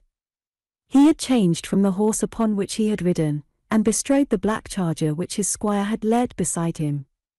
His immense breadth, his stern composed appearance, and the mode in which he handled his shield and his lance, were enough in themselves to convince the thousands of critical spectators that he was a dangerous opponent.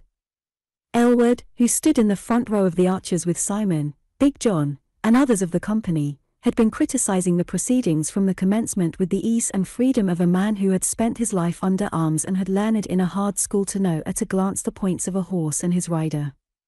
He stared now at the stranger with a wrinkled brow and the air of a man who is striving to stir his memory.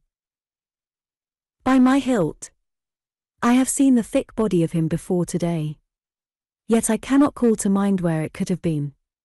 At Nogent belike, or was it at Orrery? Mark me, lads, this man will prove to be one of the best lances of France, and there are no better in the world. It is but child's play, this poking game, said John. I would fain try my hand at it, for, by the Black Rood, I think that it might be amended. What then would you do, John? Asked several. There are many things which might be done, said the forester thoughtfully. Methinks that I would begin by breaking my spear. So they all strive to do. Nay, but not upon another man's shield. I would break it over my own knee. And what the better for that, old beef and bones? Asked Black Simon. So I would turn what is but a lady's bodkin of a weapon into a very handsome club. And then, John?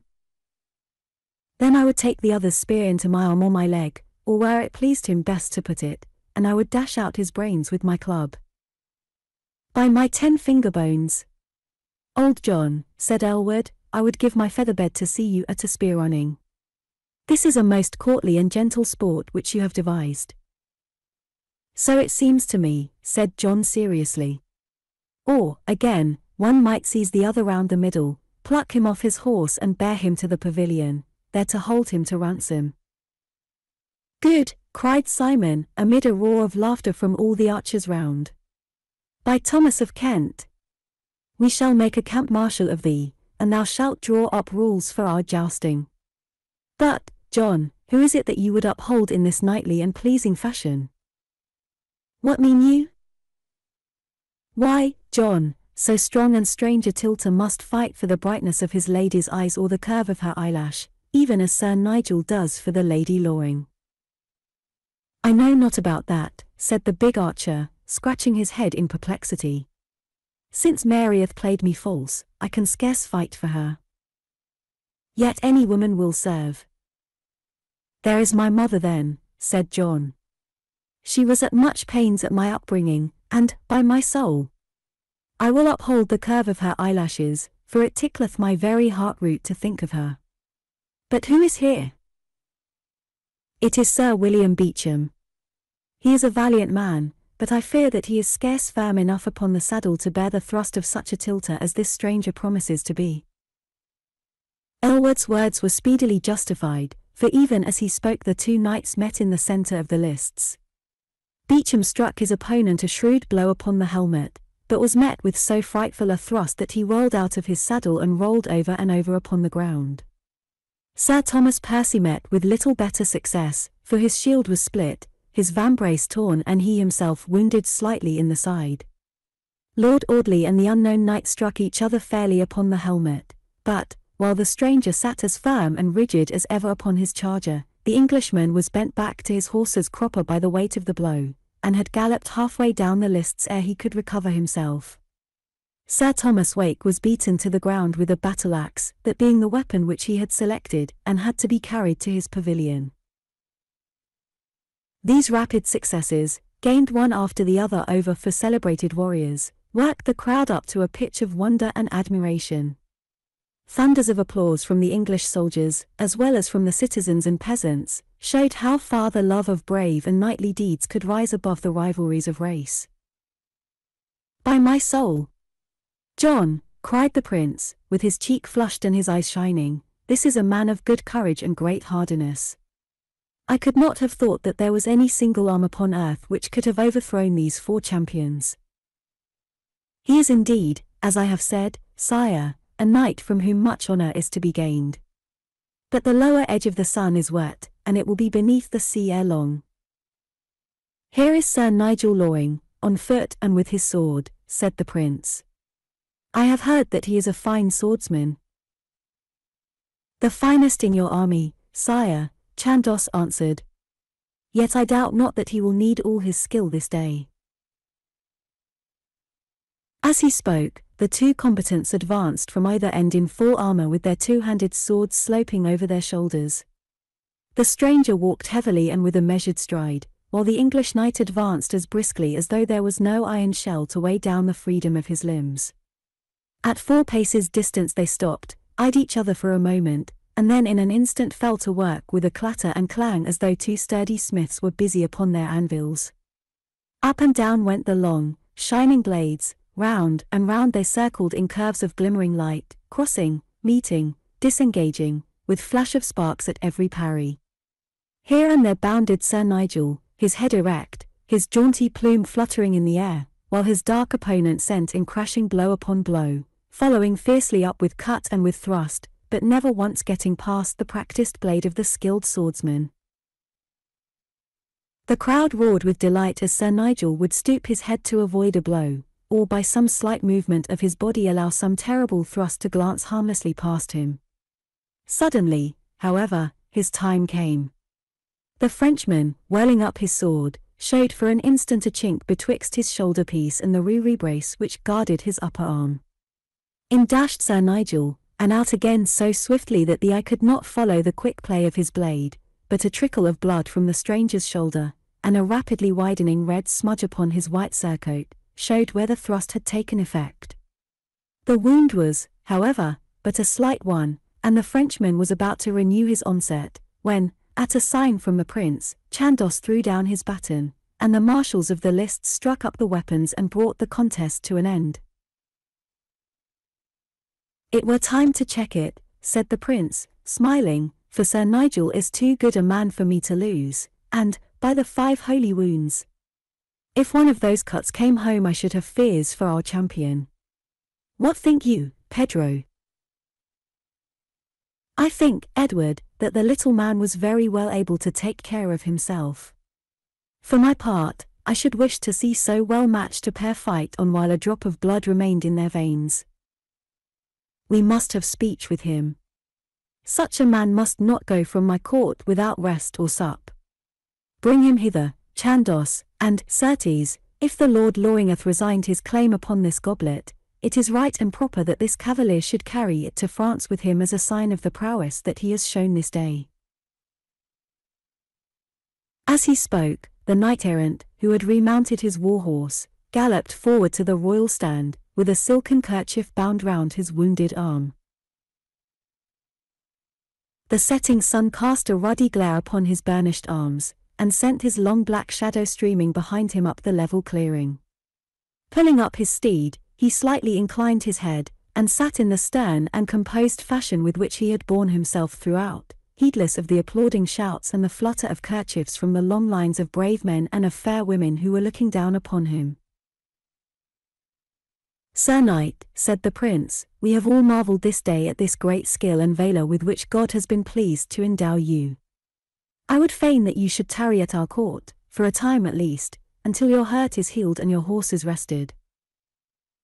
My hurt is nothing, sire, nor are my horses weary, returned the stranger in a deep, stern voice.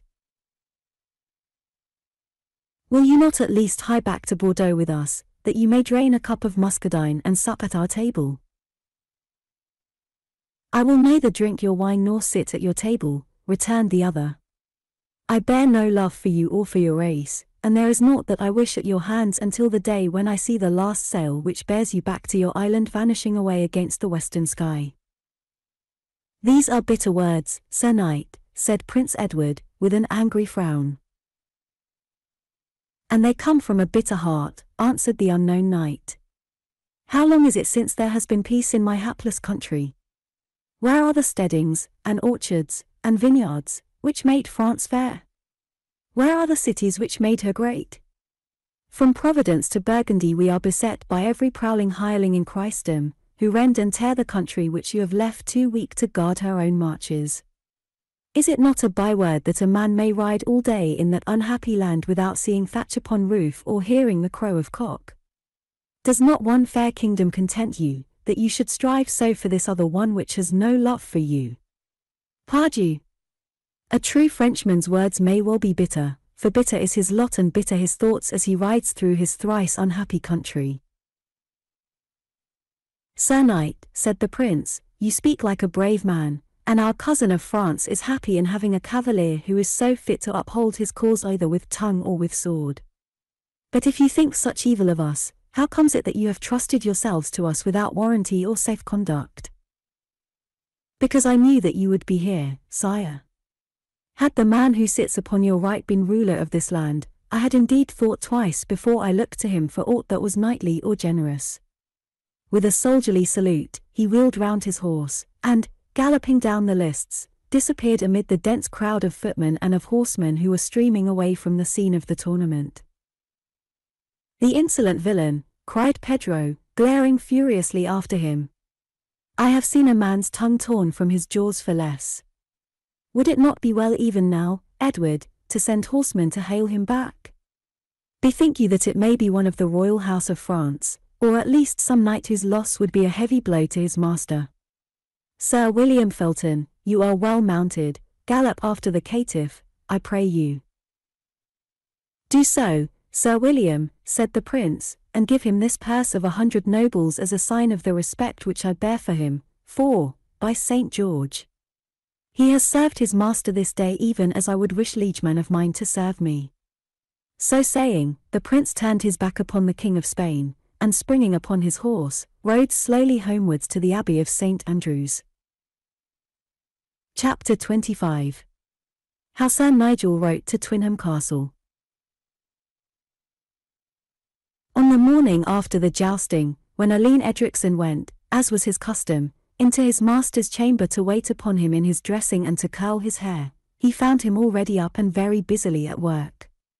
He sat at a table by the window, a deerhound on one side of him and a lurcher on the other, his feet tucked away under the trestle on which he sat, and his tongue in his cheek, with the air of a man who is much perplexed. A sheet of vellum lay upon the board in front of him, and he held a pen in his hand, with which he had been scribbling in a rude schoolboy hand. So many were the blots, however, and so numerous the scratches and erasures, that he had at last given it up in despair, and sat with his single uncovered eye cocked upwards at the ceiling, as one who waits upon inspiration. "By St. Paul," he cried, as Alleyne entered, "you are the man who will stand by me in this matter.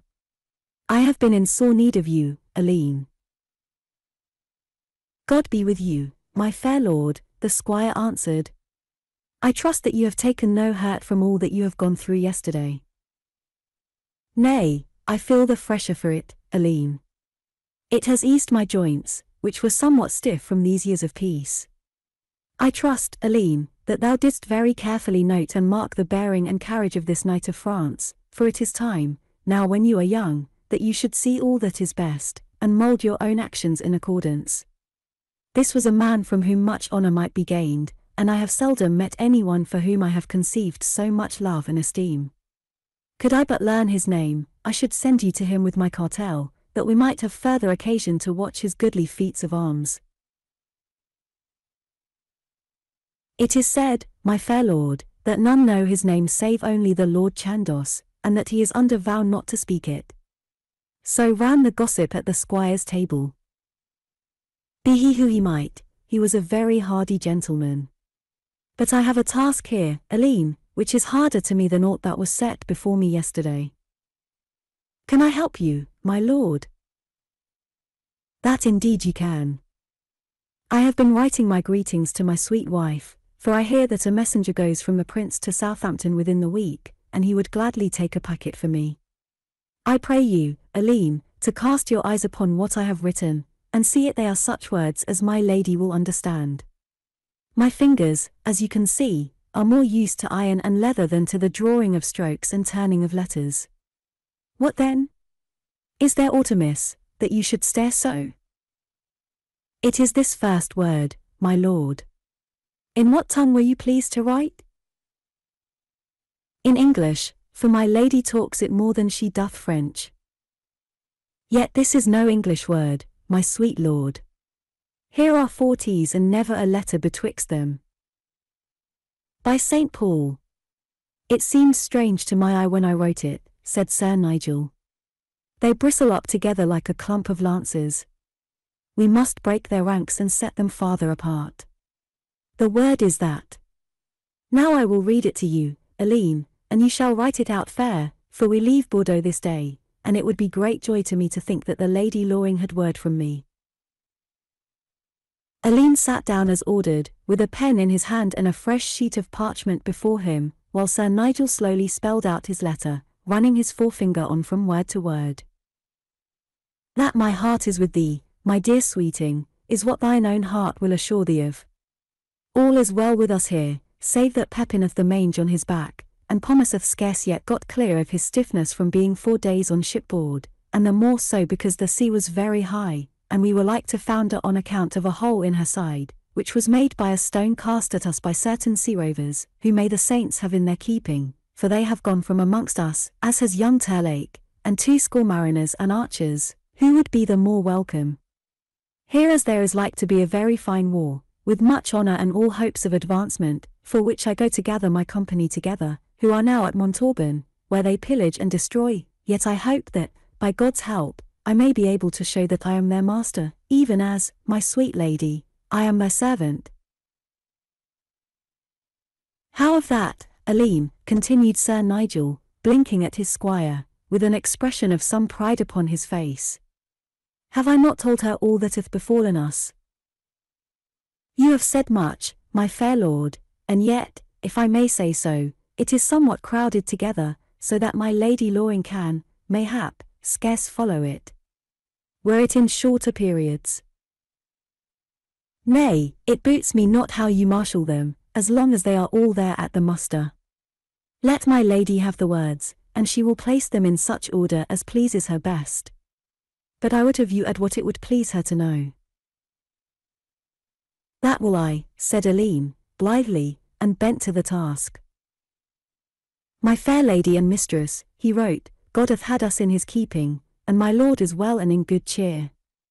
He hath won much honour at the jousting before the prince, when he alone was able to make it good against a very valiant man from France.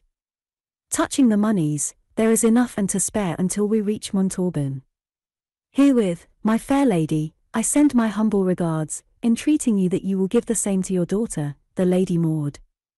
May the holy saints have you both in their keeping is ever the prayer of thy servant.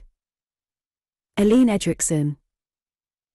That is very fairly set forth, said Sir Nigel, nodding his bald head as each sentence was read to him. And for thyself, Alleyne, if there be any dear friend to whom you would fain give greeting, I can send it for thee within this packet. There is none, said Alleyne, sadly. Have you no kinsfolk, then? None, save my brother. Ha! I had forgotten that there was ill blood betwixt you. But are there none in all England who love thee? None that I dare say so. And none whom you love? Nay, I will not say that, said Alleyne.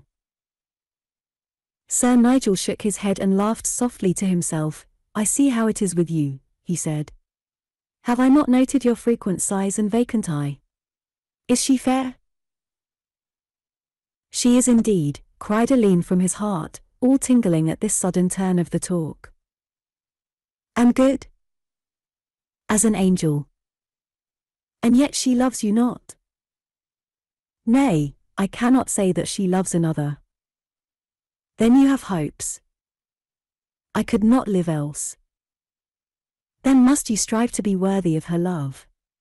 Be brave and pure, fearless to the strong and humble to the weak, and so, whether this love prosper or no, you will have fitted yourself to be honored by a maiden's love, which is, in sooth, the highest guerdon which a true knight can hope for. Indeed, my lord, I do so strive, said Alleyne, but she is so sweet, so dainty, and of so noble a spirit, that I fear me that I shall never be worthy of her. By thinking so you become worthy. Is she then of noble birth? She is, my lord, faltered Alleyne. Of a knightly house? Yes. Have a care, Alleyne, have a care, said Sir Nigel, kindly. The higher the steed the greater the fall. Hawk not at that which may be beyond thy flight. My lord, I know little of the ways and usages of the world, cried Alleyne, but I would fain ask your rede upon the matter. You have known my father and my kin, is not my family one of good standing and repute?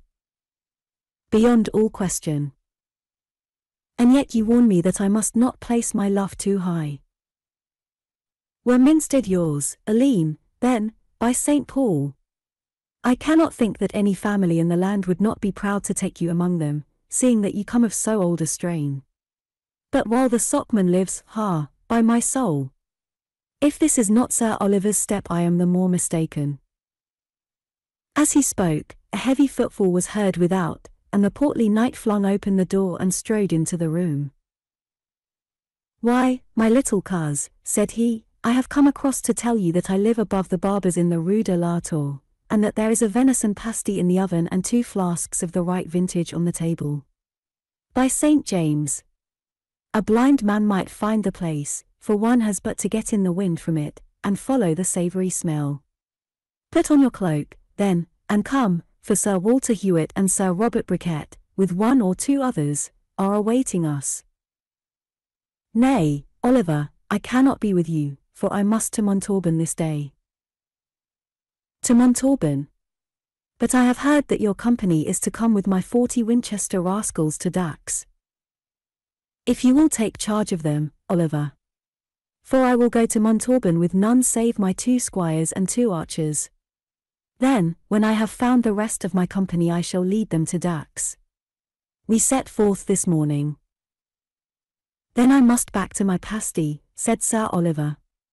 You will find us at Dax, I doubt not, unless the prince throw me into prison, for he is very wroth against me. And why, Oliver? Pardieu! Because I have sent my cartel, gauntlet, and defiance to Sir John Chandos and to Sir William Felton. To Chandos? In God's name, Oliver, why have you done this? Because he and the other have used me despitefully.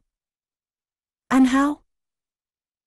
Because they have passed me over in choosing those who should joust for England. Yourself and Audley I could pass, coz, for you are mature men, but who are Wake, and Percy, and Beauchamp? By my soul! I was prodding for my food into a camp kettle when they were howling for their pap. Is a man of my weight and substance to be thrown aside for the first 3 half-grown lads who have learned the trick of the tilt-yard? But hark ye, coz, I think of sending my cartel also to the prince. Oliver! Oliver! You are mad. Not I, faith. I care not a denier whether he be prince or no. By St. James! I see that your squire's eyes are starting from his head like a trussed crab. Well, friend, we are all 3 men of Hampshire, and not lightly to be jeered at. Has he jeered at you then? Pardieu! Yes, old Sir Oliver's heart is still stout, said one of his court. Else had it been out of keeping with the rest of him, quoth the prince. And his arm is strong, said another. So is the backbone of his horse, quoth the prince. This very day I will send him my cartel and defiance. Nay, nay, my dear Oliver, said Sir Nigel, laying his hand upon his angry friend's arm. There is naught in this, for it was but saying that you were a strong and robust man, who had need of a good destrier. And as to Chandos and Felton, bethink you that if when you yourself were young the older lances had ever been preferred, how would you then have had the chance to earn the good name and fame which you now bear? You do not ride as light as you did, Oliver, and I ride lighter by the weight of my hair, but it would be an ill thing if in the evening of our lives we showed that our hearts were less true and loyal than of old. If such a knight as Sir Oliver Buttesthorn may turn against his own prince for the sake of a light word, then where are we to look for steadfast faith and constancy? Ah! My dear little coz, it is easy to sit in the sunshine and preach to the man in the shadow. Yet you could ever win me over to your side with that soft voice of yours. Let us think no more of it then. But, Holy Mother! I had forgot the pasty, and it will be as scorched as Judas Iscariot.